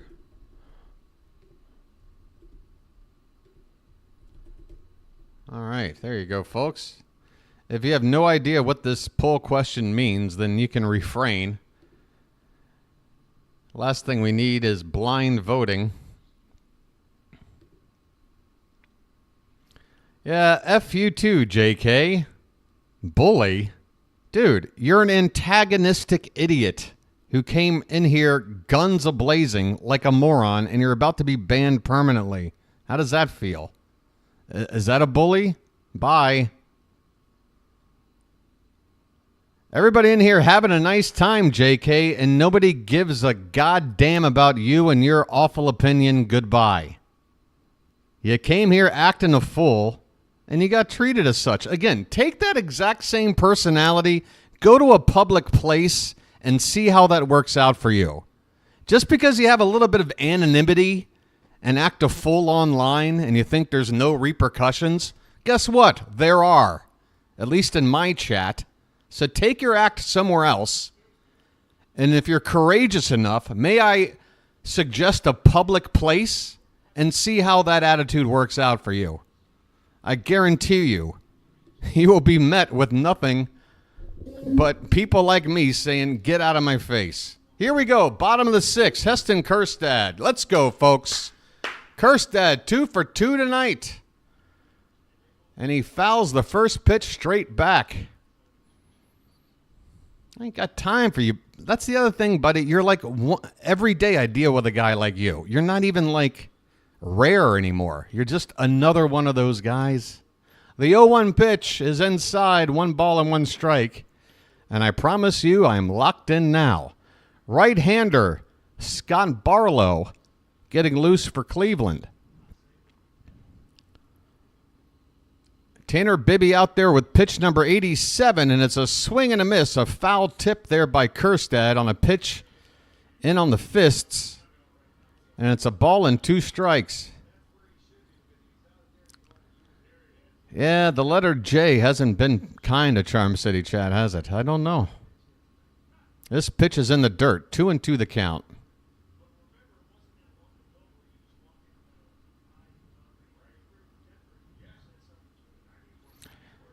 Here's another recommendation for those that simply don't like the way I do things. You can always start up your own Orioles channel and dedicate your entire life to calling every Orioles baseball game, and go ahead and try. This one's popped up by Kjerstad on the infield. And the shortstop will make the catch for the first out here in the bottom of the sixth. Oh, wow. It's very close on the pole there. Jack, I'm waiting to hear something this week, and I should have had info last week. I'm very unhappy with that situation right now. And folks, to be perfectly honest, Jack, since you brought it up, that's part of the reason why your boy might be a little bit on edge right now. As Westberg swings and misses on a slider to begin his at-bat. 1 out, nobody on, bottom of the sixth. Westberg is 0 for 2 tonight. Yeah, I am still waiting on that info, and apparently I'm going to have to do some traveling. This pitch is, again, a slider. This time Westberg lays off, and the count is 1-1.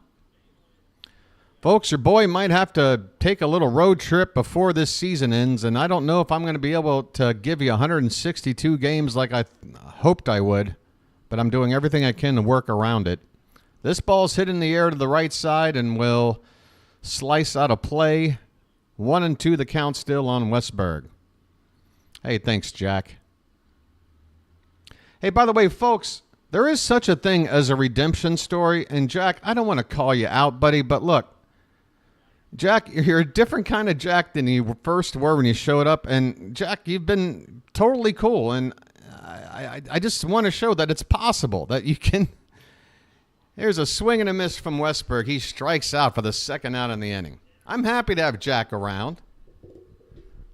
You know, there's a J that's working out for us. Jack's been saying nice things. He's been cool. Yeah, there you go, buddy. You're welcome, dude. I've noticed. That's great. It's a redemption story. So like the guy who told me F you a few minutes ago, you know. Mullins fouls one off to the right.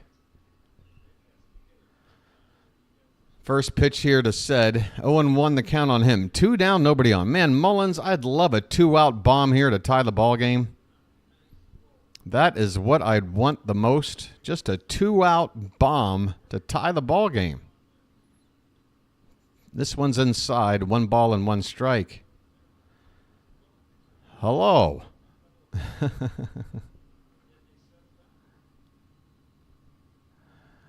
1-1 the count on Mullins.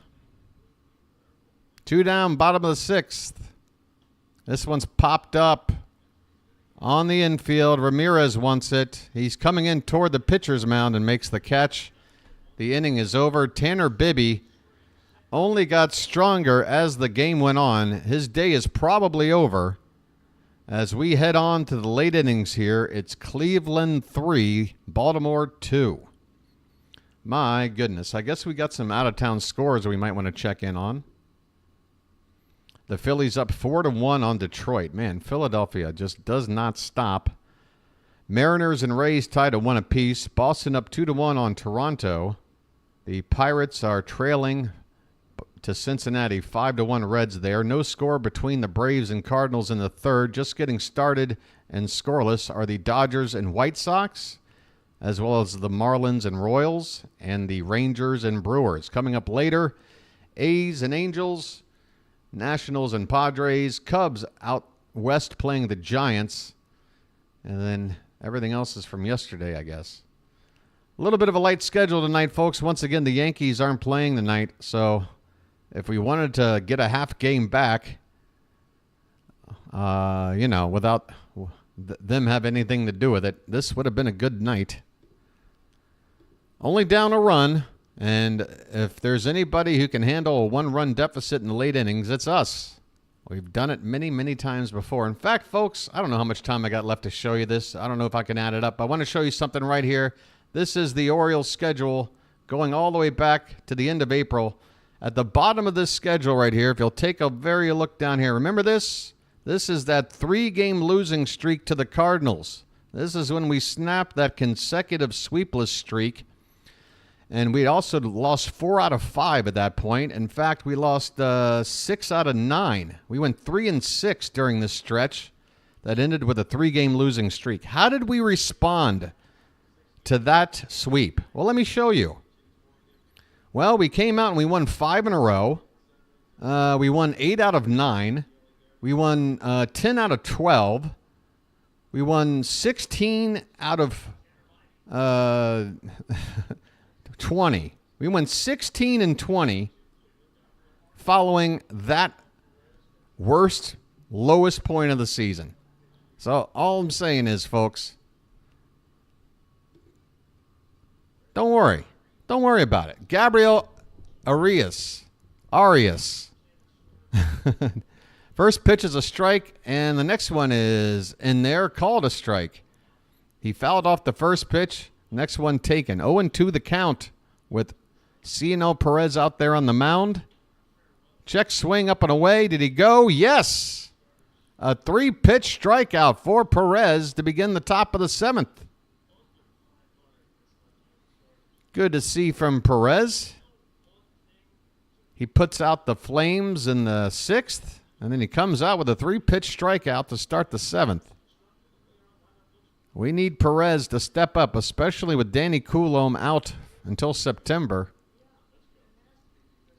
This pitch is inside. All right, folks. There are still people voting on the hat. Tell you what, come 7th inning stretch time, we'll see what we do. This pitch is over the plate but low, and Perez falls behind Bo Naylor here, 2-0. Naylor had an RBI double.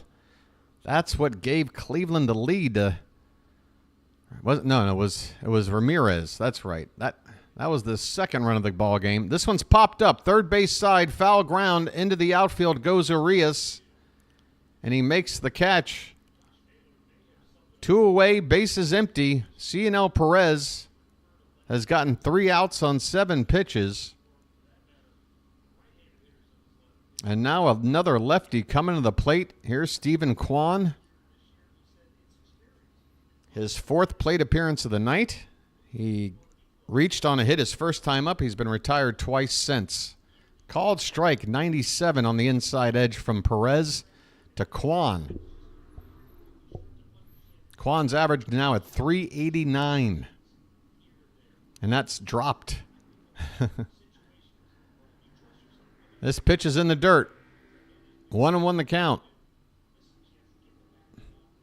Tell me all about the brothers. By the way, Latika just went away after that whole thing. I mean, if that was a joke, wasn't me pointing... I was joking too, Latika.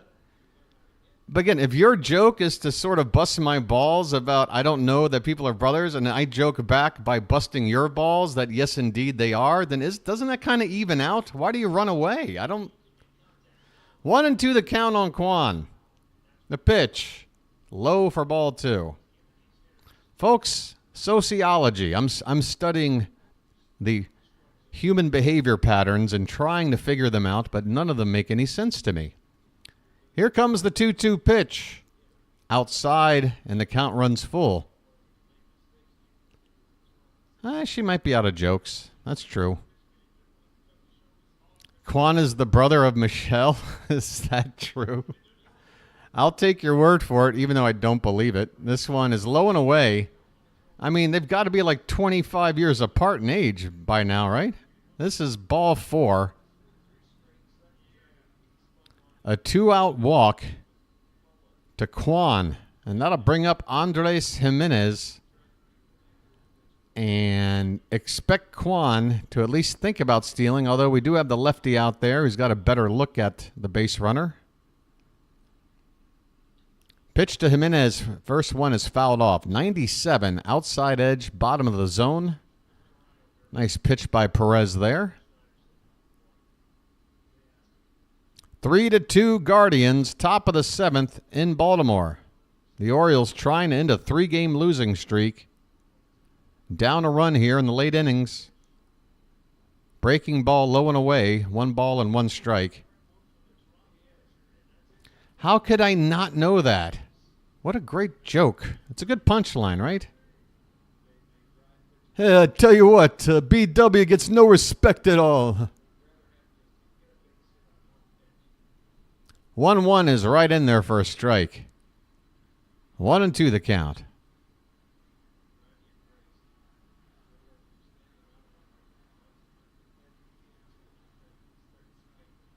Yeah, my health isn't so good. I asked my doctor if it was okay if I had sex. He said, not as long as I join in.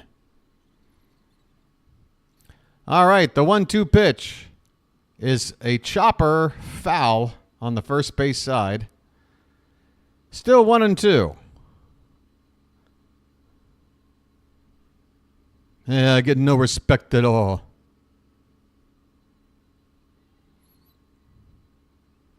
Tell you what, whenever my wife cooks, she leaves out the dental floss, the cockroaches hang themselves.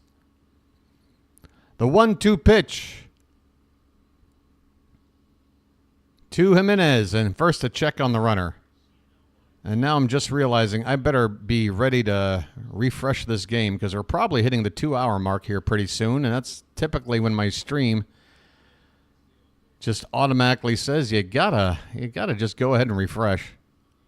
Another check on the runner, and this ball gets away a bit, but not enough for Kwan to think about going anywhere. 2 down, Kwan at first base, a 1-2 count on Jimenez with Jose Ramirez. He is on deck.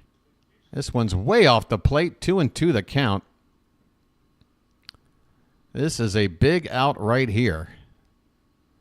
You got Ramirez on deck. He's already homered in his previous at bat. He's also stolen a base tonight. He's done everything he normally does. And that's why this Cleveland team is a contender. 2-2 the count on Jimenez. This one is a chopper to the right side, and luckily it bounces right to O'Hearn, who can just step a couple of feet to his left, tag the first base bag, and put an end on this inning. Folks, it is 7th inning stretch time, and we are back home, which means John Denver's ready to talk. He says, Charm City Chat, I want you to throw some cakes on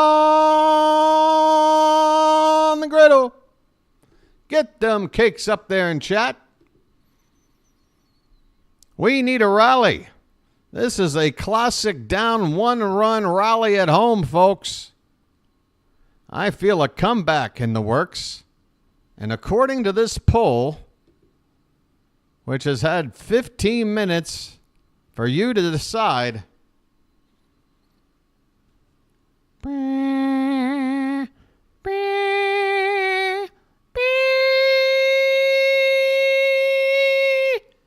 ching ching, boom boom boom boom boom boom boom boom boom. Here we go. So, folks, again, just a reminder, again, look at that Cardinals sweep right there at this stage of the season. By the way, that started on my birthday. Isn't that nice? At least it was my birthday morning. It was still the 20th where you guys were. But again, you just look at, I mean, this team just, we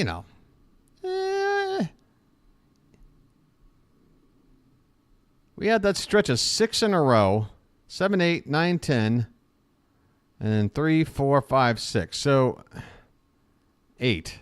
So this is probably the worst stretch of our season right here. And this is part of that June schedule. Actually, let's get all the June in. So that'd be 12 and 8, 12 and 9, 13, 14 and 9. We're like 14 and 9 in this really tough month. It's not too shabby. And folks, by the way, this is the rest of the schedule leading up until the All-Star break. Go ahead and take a look. We're getting close. This homestand will wrap up with a 4-game series against the Rangers. Then it's out west for a 6-game trip against Seattle and Oakland. Oakland might help get us a couple of wins out there, maybe 3. And we got a lefty out here for the Guardians to begin the bottom of the 7th against Ramon Urias. Let me get you back over here because, indeed, I had a chance to refresh the game. I knew the time was coming, and the time is now, and now I got to sit here and do it again. Here we go. Here we go. 1-1 the count on Urias, and the next pitch is low and in.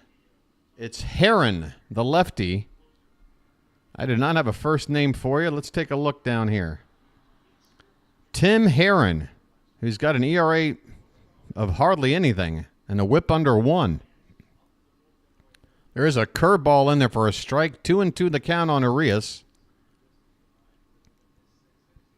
As the Guardians do have a righty, Gaddis, getting loose now. Come on, Ramon. 7th inning rally. Let's go. This one's hit hard, but right to Jimenez at second. He'll throw out Urias easily. First out here in the bottom of the 7th. That ball, you could hear it off the bat. A nice contact sound you like to hear, but a ground ball to Andres Jimenez is pretty much an automatic out. Waiter, there's a heron, my soup. Heron. You know what? I'm waiting for a Heron-Mandick matchup. Heron-Mendick. I mean, those two play in the same division. Surely they've faced off. No pun intended. Here's McCann. 0-1 pitch is inside. 1 ball and 1 strike to McCann. 1 out, nobody on.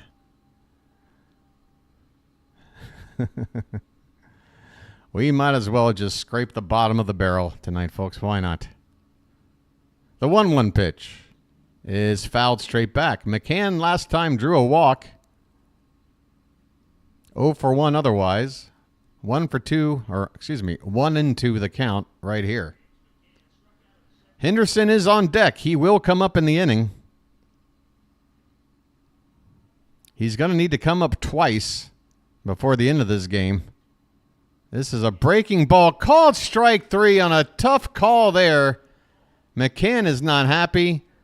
That pitch was off the plate the whole way, and the umpire says, yeah, well, it came back a little bit, so it must have hit the edge, right? Well, no, it didn't hit the edge.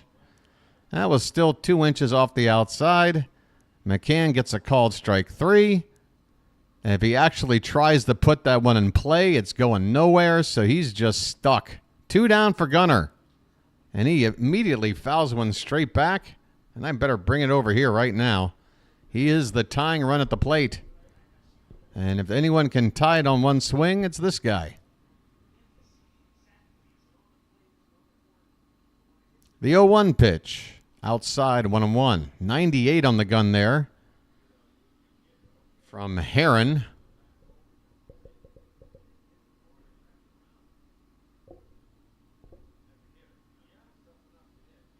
The 1-1 pitch is a check swing, low and away. I was just ready for the ump to call that a strike and get angry, but luckily it shouldn't be luck. Thankfully, I guess is the right word. 2-1 the count. The pitch. Top of the zone, outside edge, 97. Pretty good spot there according to the strike zone, but Gunnar given the benefit of the doubt. And now he's got a hitter's count. All right. We got to take advantage of the good calls our way. 3-1. And it's lifted toward left. Slicing out of play and foul. Full count on Gunnar.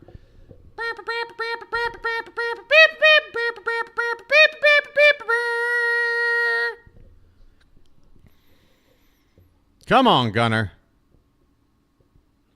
3-2 swung on and missed on a pitch up and in, and Gunnar slams his bat down in frustration. The Orioles go quietly during the 7th. Folks, there's no need to charge now. The inning is over. It is over. We're going to the 8th. Guardians 3, Orioles 2. Whoo, boy. I need a hero. I'm holding out for a hero to the bottom of the 9th. He's got to be strong, and he's got to be fast, and he's got to swing a hot bat. I need a hero.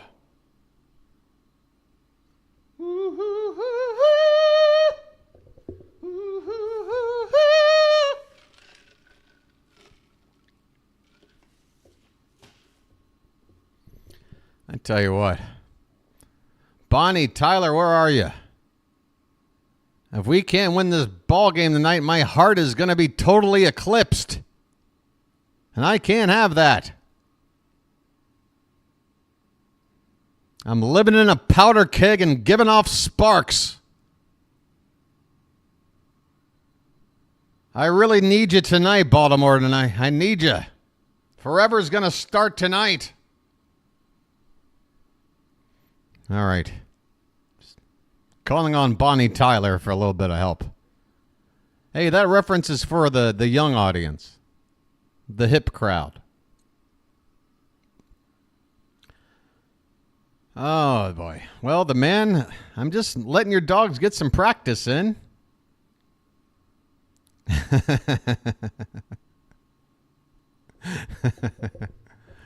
I'm happy to be able to interact with your dogs, the man. Depends on the request there, Rand P. Depends on the request. Jacob Webb is going to come out here.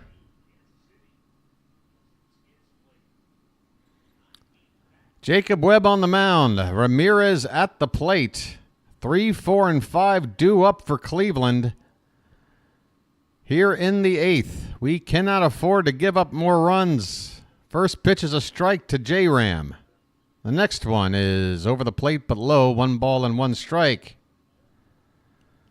Hey, the man, it's points. No points. All right? No more points. How you doing, Purple? 1-1 pitch. Over the plate but low again. 2-1 the count. Webb misses with the changeup. Or if the idea was to get Ramirez to chase, it did not work. 2-1. Yeah, we need a goal. Come on. This one's fouled back. 2-2 the count. Ramirez's average is at 277 now with the 20 homers and 69 driven in. Fouled off to the left. And we'll do it again. 2-2 the count. Ramirez is never an easy out. Always up there fighting. He can jump on a first pitch like it did with that homer, or he can work a count until a pitcher finally gives in. Oh, this time, Webb gets the better of Ramirez with a high fastball above the zone. Ramirez chases, and he hits himself in the head on the helmet with the handle of his bat. Just like your boy BW slapped himself in the face earlier, Ramirez with a little bit of self-punishment after that swing and a miss. One down here in the top of the eighth. Here's Josh Naylor, Fry on deck. Naylor fouls the first pitch off to the right. He has been handled so far tonight. 0 for 3 with a couple of strikeouts.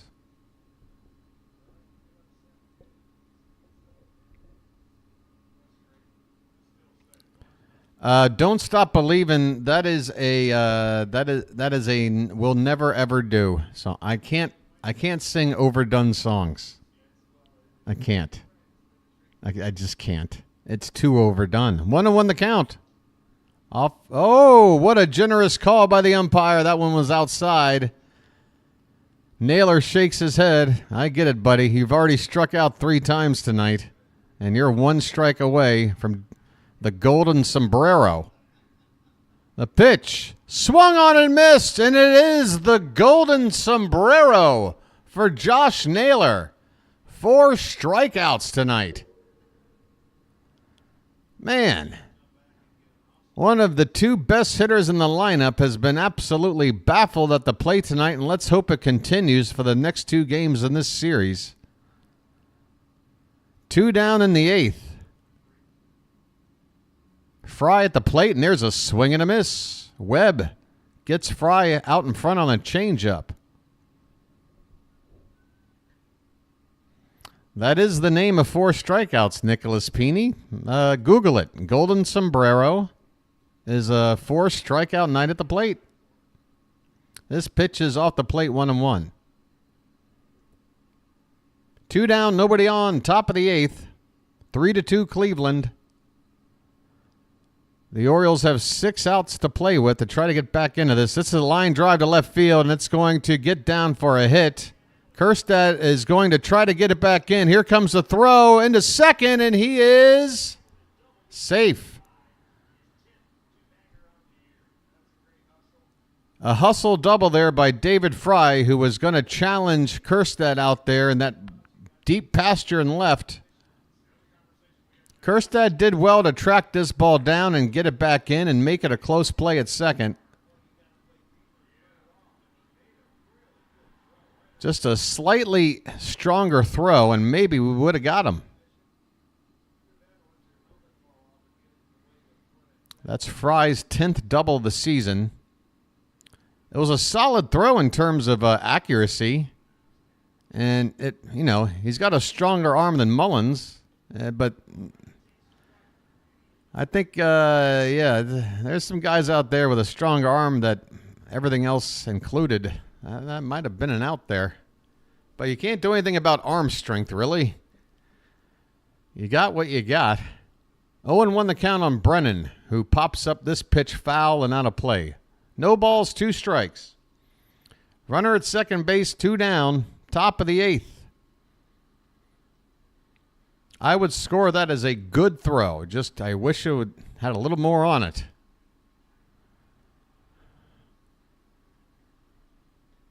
This pitch is a called strike 3. Right on the outside edge. Looked good on the graphic to me, but the batter not happy. The inning is over. We're going to the bottom of the 8th. Cleveland is going to their bullpen. This is likely their main setup man. Let's see how Cleveland's back end of their bullpen looks here in the final 2 innings. We are sending up some tough outs to the plate. This is the inning to rally, folks. Come on. Adley, O'Hearn, Santander. Let's go. Yeah, it's points time. Hey, by the way, fun fact. Did any of you out there know that the Smothers Brothers were real-life brothers? Did you know that?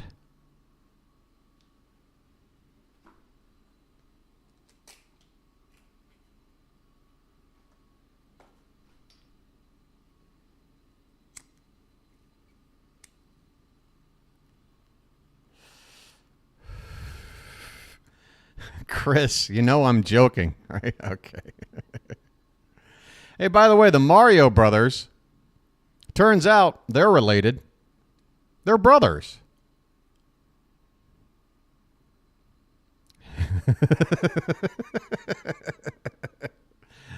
Oh, I'm so happy the vast majority of Charm City chat not only understands my humor, but seemingly has the same.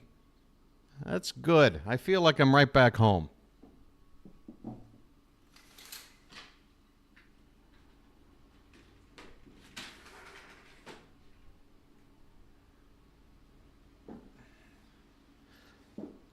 All right, Chris, just making sure. Hey, I knew that.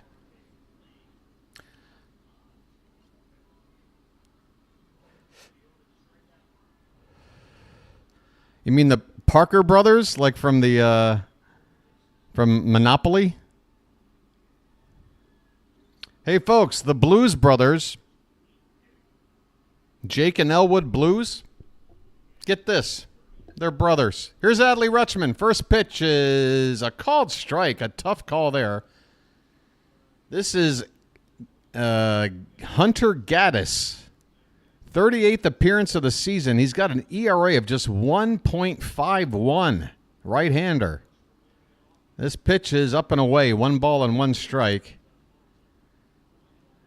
No, I don't like it. Hey, this car's got cop brakes, cop shocks, and a catalytic converter so it works well on regular gears. This is a called strike to Rutschman. 1-2 the count. Fix the cigarette lighter. Come on, Adley. I hate Illinois Nazis. The 1-2 pitch. Swung on and fouled away off to the left. A 95-mile-an-hour fastball at the top of the zone, and Rutschman fouls it off. How much for the wife? The little girl. Your children. How much for the children? The little girl. 1-2 pitch is fouled off to the right, and we'll do it again. Rutschman at the plate to lead it off in the bottom of the 8th.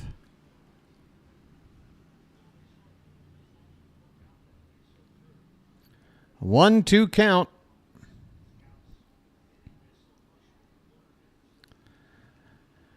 The pitch swung on and missed. Rutschman on a pitch on the outside edge with the whiff. 1 out in the bottom of the 8th.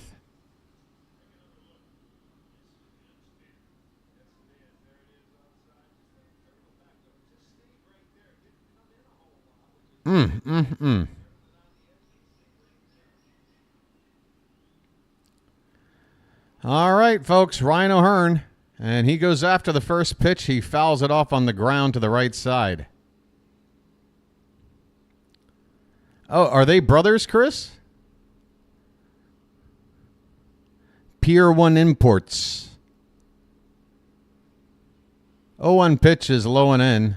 1-1 the count. We play both kinds of music here, country and western. Double barrel action in the Oriole bullpen. The lefty Aiken, the righty Kimbrell. Swing and a miss on a pitch way off the plate, and O'Hearn is behind in the count 1-2. Obviously, Aiken would be the guy to go to if we're still trailing in the 9th. And Kimbrell's getting loose in case we somehow take the lead. 1-2 pitch, 1 down to O'Hearn, and this is hit hard on the ground, but right to first base. Naylor is going to hustle himself to the bag and beat out O'Hearn for the second out here in the 8th. 2 down. Folks, get those taters up in the chat. You know this guy can tie the game on one swing. You know he's got a flair for the dramatic. And you know he's hit more home runs this month than anybody else in the sport. So get those taters up and get them up now. We need it. Come on, Tony.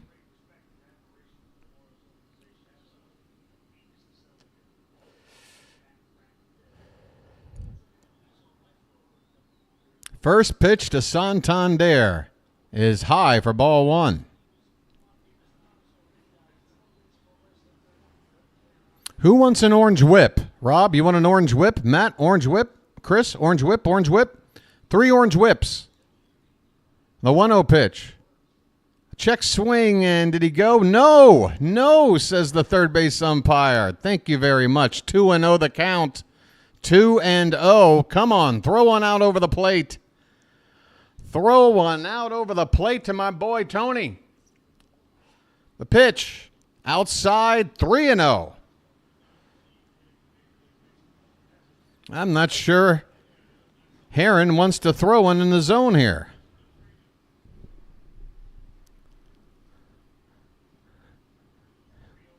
Three-0.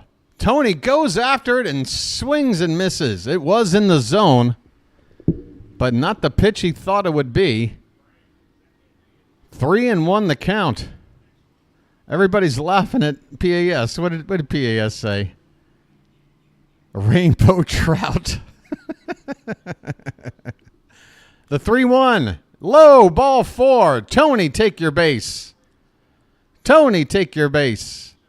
Folks, if he were leading off the inning, I would actually consider pinch running, but with 2 down, just in case it gets back around to him, you got to keep him in here, even though he's not very quick on the base paths.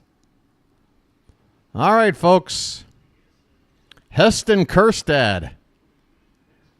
Come on, baby. What a story it would be. What a story this would be. Come on, Heston, the pitch. High in the zone. Not in the zone. What am I talking about? It's just high, above the zone. 1-0 the count. Kjerstad 2 for 3 on the night.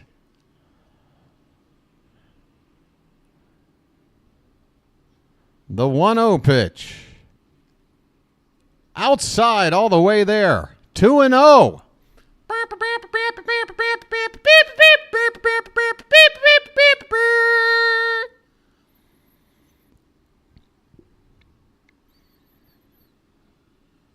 Two-0 count.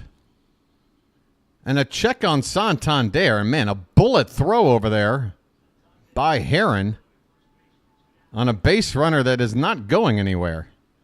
Do that again and throw it away, please. 2-0.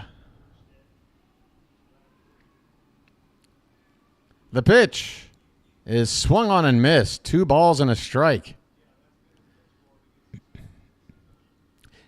Eagles, nobody cares. Nobody cares. Why do you keep coming here, buddy? Do you not have anywhere else to go? That's kind of unfortunate, isn't it? 2-1 the count. This one is popped up foul and out of play. 2-2. 2 balls, 2 strikes, 2 out. Tying run at first.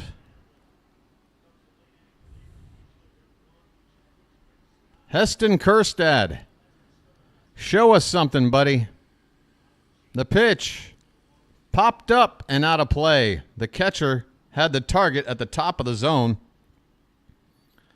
Trying to beat Kjerstad with the high gas. He's able to foul it off, and the count remains 2 balls and 2 strikes.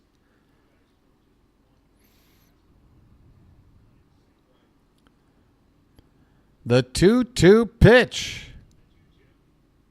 Upstairs again, and Kjerstad pops it up third base side toward the line and reaching and up against the fence, or the screen, I should say. The screen saves us. That screen, if it's not there, Ramirez might have been able to reach over and catch that baseball. Instead, this at-bat remains alive. We were saved by the screen. Come on, baby. That is a sign of some Orioles magic. 2-2 pitch to Kjerstad. The pitch. Low and in. Full count. Full count. The runner at first, who is the tying run, will be off with the pitch. Anything in the gap, and we can tie this ball game. Hopefully, Santander, who pushes the first baseman out of the way. The pitch swung on and grounded foul off to the right. Folks, I don't know if you caught that on your broadcast, but Santander, taking his lead at first, had to push Naylor out of the way. He was off with the pitch, and he'll have to go back to first. The crowd is finally making some noise. Let's go. Full count on Kjerstad.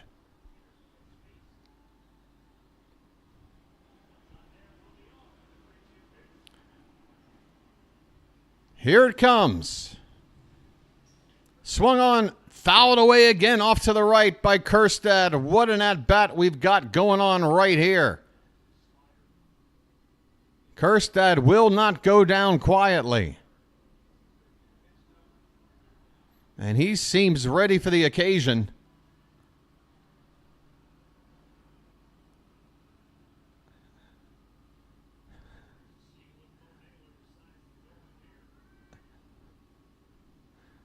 Eagles, again, you haven't won a championship since you wore leather helmets, so I would probably tone it down.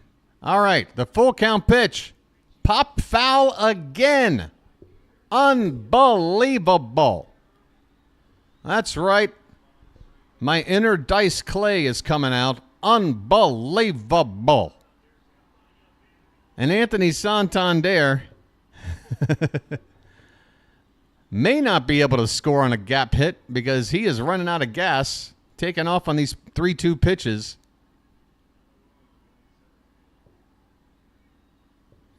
Another payoff to Kjerstad.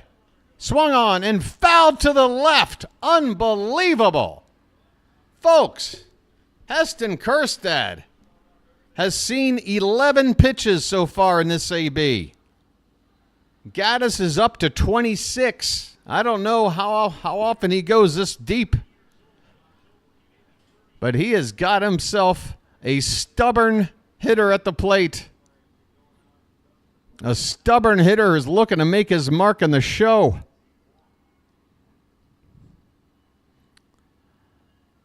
Another payoff pitch. Come on, baby. Here it is. Swung on and fouled again on the ground off to the right. Santander had taken off. And Tony, he looks like me after I climb up the 5th floor of stairs in my apartment with a load of groceries or a sack of laundry. He is winded out there. The crowd making even more noise. They are finally understanding the magnitude of the moment. Come on, will this. The crowd is standing. Come on, baby. Another payoff pitch. Here, he steps off the slab. Heron might need a little bit of a breather.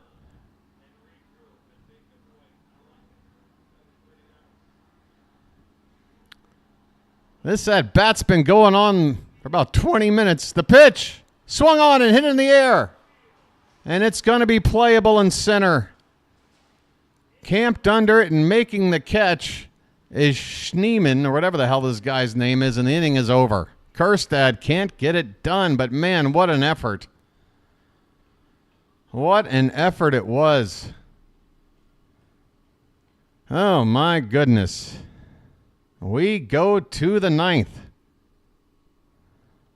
Schneeman. Is that his name? This frickin' guy?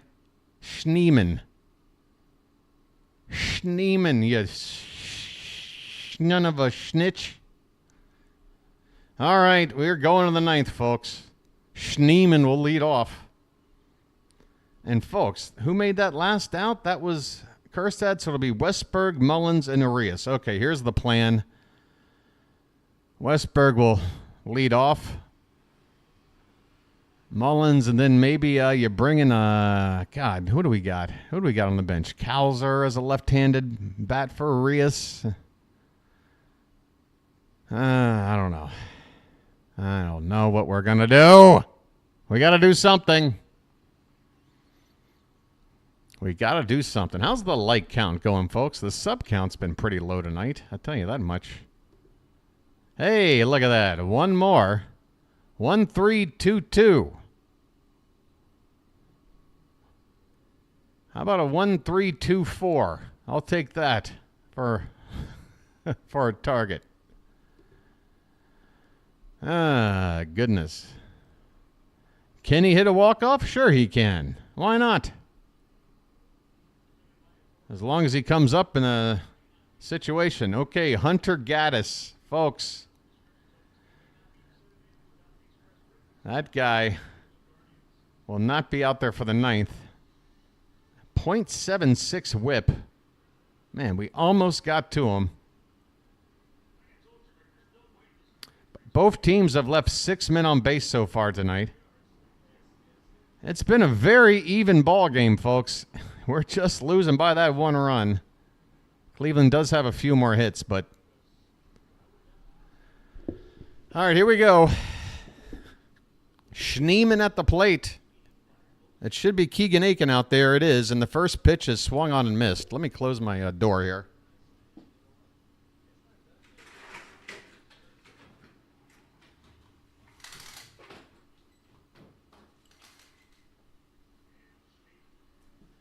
And a swing and a miss on the next pitch. It's 0-2. 3-2 Cleveland, top of the ninth. Opening game of a 3-game series in Baltimore between two of the better teams in the league. There's a called strike 3 from Aiken. 95-mile-an-hour fastball. Schneemann just stares at it and heads back to the dugout.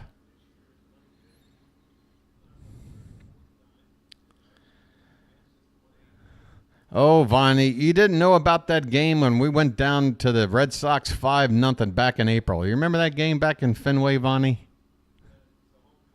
Here's a pitch inside to Arias, who, fun fact, is not related to Ramon Urias. Here's a called strike at the bottom of the zone, and the count is 1-1.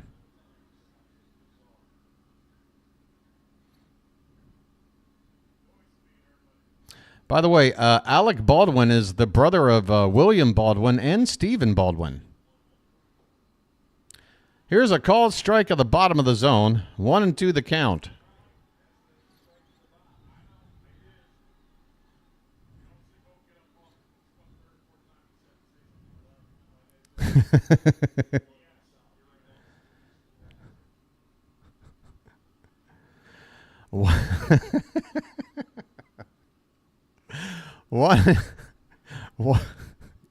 The 1-2 pitch swung on and missed.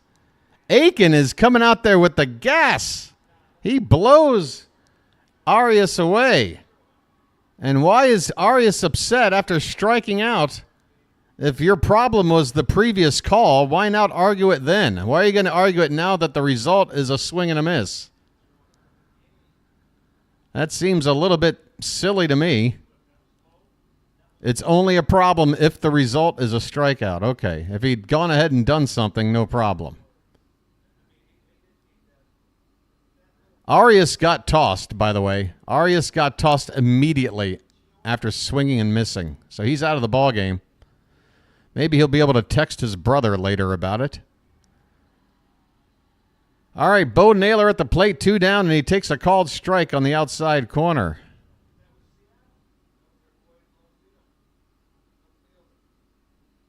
Next pitch is fouled back, and the count is 0-2. Oh, brother, where art thou? That's the theme tonight. And it just so happens that your boy, the Birdwatcher, is a man of constant sorrow. The 0-2 pitch. Swung on and missed. Aiken strikes out the side in order. Where did that come from? Hey, Keegan, can you go 6 innings tomorrow?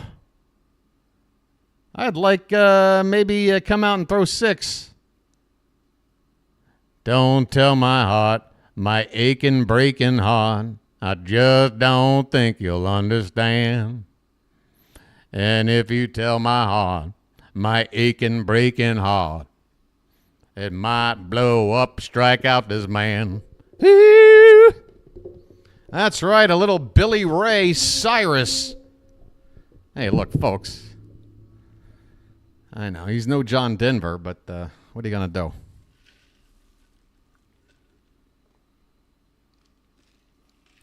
All right, folks, this is it. This is it. Whatever good luck charms you got within reach, grab it and hold on. Hold on tight. They're not brothers. I know that much.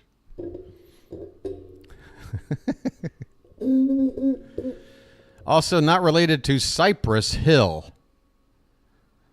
Cypress Hill. By the way,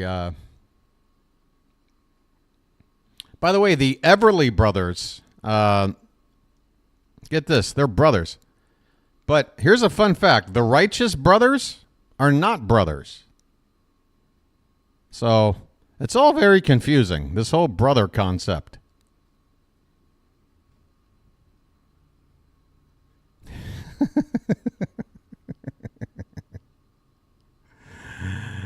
Oh, my God. What happened, Lakita? You said you were just joking, and then what happened? Lakita, you'll never know. Oh, well. Can't win them all. All right. It is the bottom of the ninth. Jordan friggin' Westberg coming on up. Every run or every batter that comes up until someone is on is the tying run at the plate.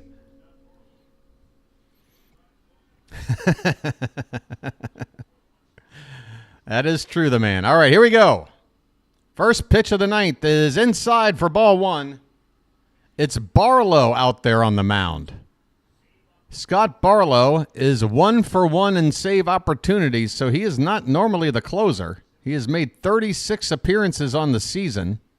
Next pitch is swung on and missed on a slider that broke hard, low and away out of the zone. Man, I hope Westberg can pick up that slider for the rest of this AB, because if he goes after it like that one, it's going to be a tough one. 1-1 pitch. This one is in on the hands. It jammed him, and he fouls it off. 1 ball and 2 strikes.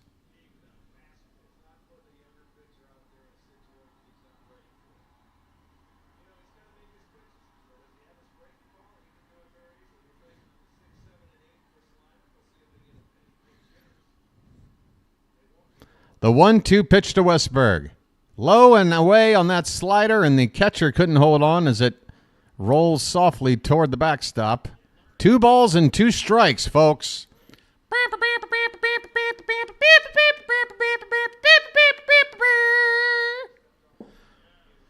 Come on, Westy. 2-2 pitch. Oh, he tried to get him to chase that slider. Westy was not having it. And the count has gone full.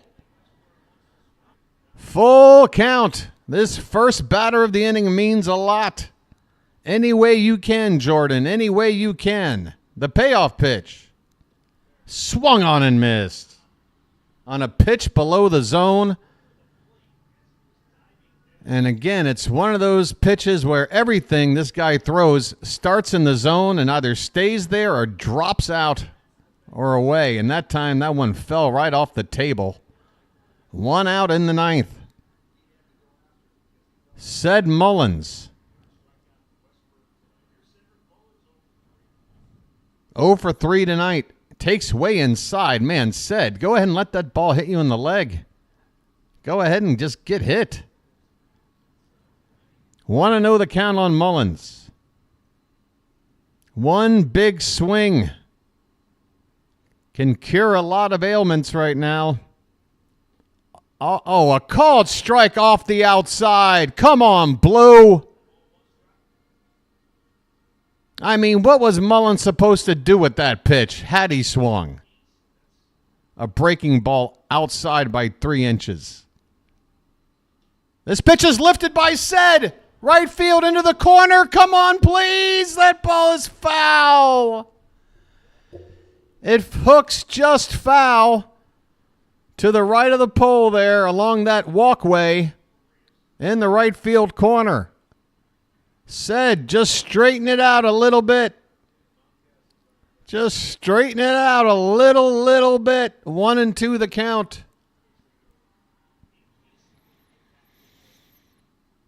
The pitch. Oh, a check swing on one in the dirt. The same pitch that got Westberg. Mullins is able to lay off the count now 2-2. That looks like Mountcastle on deck. I guess his right-handed bat against a righty more valuable than Cowser's cold left bat. This one is chopped foul off to the right. So regardless of what Mullins does here, expect Mountcastle to come up next. 2-2 the count. He's got the power. Come on, Cade.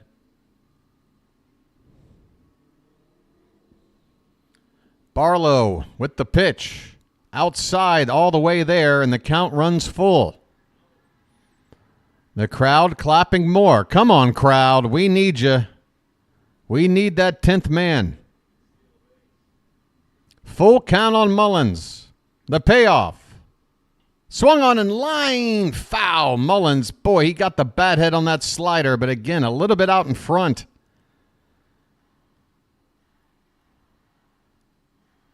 Come on, Cade. I just see something in his eyes. I see something in his eyes that tells me, stay confident, BW. Stay confident.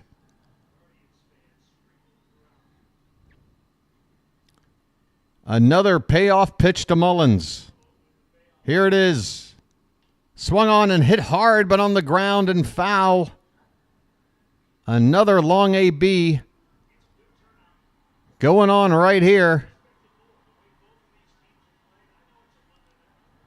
Crowd is starting to make some noise again. A 3-2 pitch to Mullins. Here it is. Swung on and missed.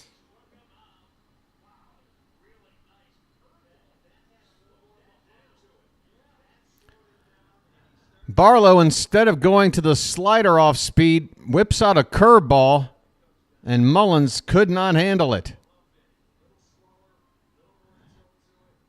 Barlow pulls out a hidden trick in his arsenal to get Mullins 2 down in the 9th. And all our hopes rest on the shoulders of the castle. Ryan Mountcastle.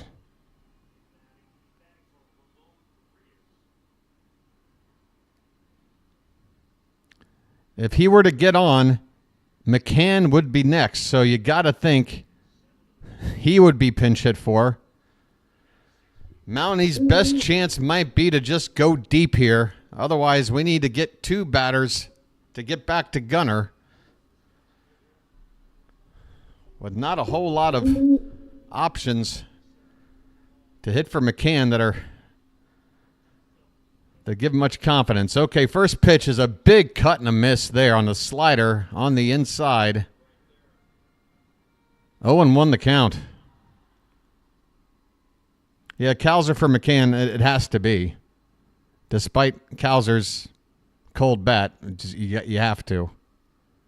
Check swing on a slider low and away. Count is even up at a ball and a strike. The Orioles down to their final out, but they're also 1 swing away from leveling up the score. The 1-1 to Mountcastle. Swing and a miss. Another slider. This one had all of the plate. All of it. But Mounty could not get to it. 1-2. Mounty has got to just guess the right pitch and hope for the best. If you're thinking slider, get ready to react. Fight off the fastball. The pitch. And there's that slider low and away. He went after it and struck out. Ball game.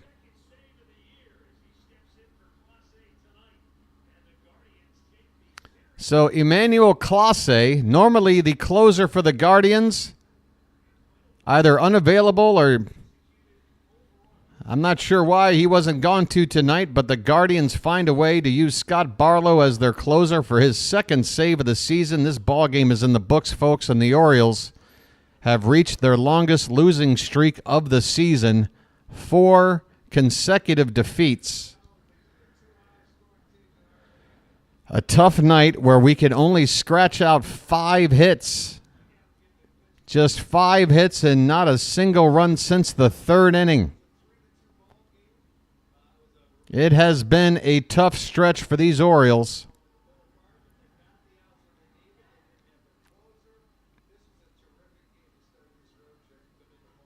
Man, oh man, oh man. Everyone's saying thanks. They're ready to go. Folks, I'm going to have to do my job and give you a little bit of a post-game wrap-up. But I can understand if you're ready to get the hell out of here. Hey, Fitzy, is your game still on? Because I was going to send people over there. Fitzy, let me know if your game is still on. And as soon as I'm done wrapping up, I'll send people on over there. Cleveland, 3 runs, 8 hits, and 1 error. The Orioles, 2 runs, 5 hits, no errors. Oh, my God. Both teams left 6 men on base. The bullpen did not give up a run. It's the bats. Povich nearly got us through 6 innings on 3 runs. Yeah, he gave up the home run ball. That hurt. But, man. I mean, last time out, he had 5 walks and gave up the 1 hit. This time he's like, all right, I'm not going to walk people. He only gives up the 1 walk, but now he gives up the 7 hits. Which is better? I don't know. God. Aiken really looked good in the 9th. I will say that. Kerstad, I'm happy to see him come in and get a couple of hits. That's another bright spot. But other than that, folks, it's the bottom. Man, look at the bottom of this order here. From Westberg on down tonight. 0 for 4, 0 for 4. A combined 0 for 4 between Arias and Mountie. And then McCann 0 for 2. He did have a walk. I mean, when you have an entire half of your lineup not doing anything, it's kind of hard to score runs. All right, folks, we're going to take a look at tomorrow's matchup, and then I'll get you on out of here. Did Fitzy ever answer me?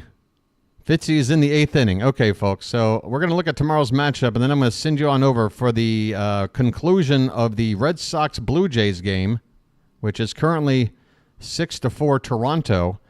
So if you're interested in listening to the Red Sox lose, I'll send you on over to Thomas Fitzpatrick here in a minute. But first, we look at tomorrow's matchup and start time.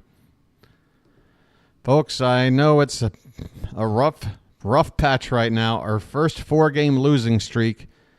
We only had 1 4-game losing streak last season. We need to fight back. It's going to be a battle of southpaws tomorrow. Same start time, folks, 6:35 p.m. first pitch. Your boy will be on the air at 6:25. That is 5:25 a.m. local time for your boy. He don't care. He's going to be here.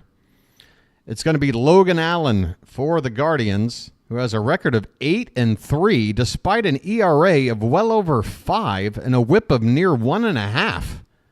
15 home runs given up. This guy is a mirage. This is one of those good luck pitchers. How do you have an 8-3 record with an ERA like that? 30 walks, 15 homers, nowhere near a strikeout per inning. I mean, come on, folks. Let's beat this guy up tomorrow. We need it. Cole Irvin will be on the mound for us. We need to level up this series and end this losing streak tomorrow, folks. I hope you'll come on back and join me. Tonight was pretty slow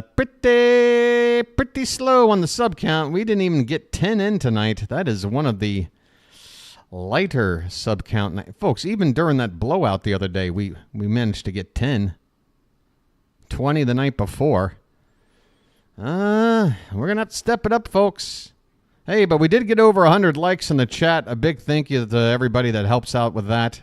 And also a big thanks to everybody in chat, especially the mods like Janet and Rob, Christina, Card Crazed, Pure's been hanging out, Fitzy with a cameo. Let me get you on over to Fitzy right now, folks. Hey, 1323. There you go. 1323. I like it. 1323. 1323. It's like a dance step. I'm learning a new dance for TikTok. Yeah, we gotta get the offense going, folks. We need a new arm, but right now the bats need to start waking up. All right, folks, that's going to do it for me. Once again, stay tuned. The link will pop up to send you on over to the conclusion of the Red Sox Blue Jays. Tell Thomas Fitzpatrick your boy BW said hi. All right? I'll probably be over there to bug him here in a little bit if I have the time. Until then and until tomorrow night, folks, this has been the Bird Watcher. Thanks so much for being here. I'll chirp at you later. Have a good night, everybody. Take care.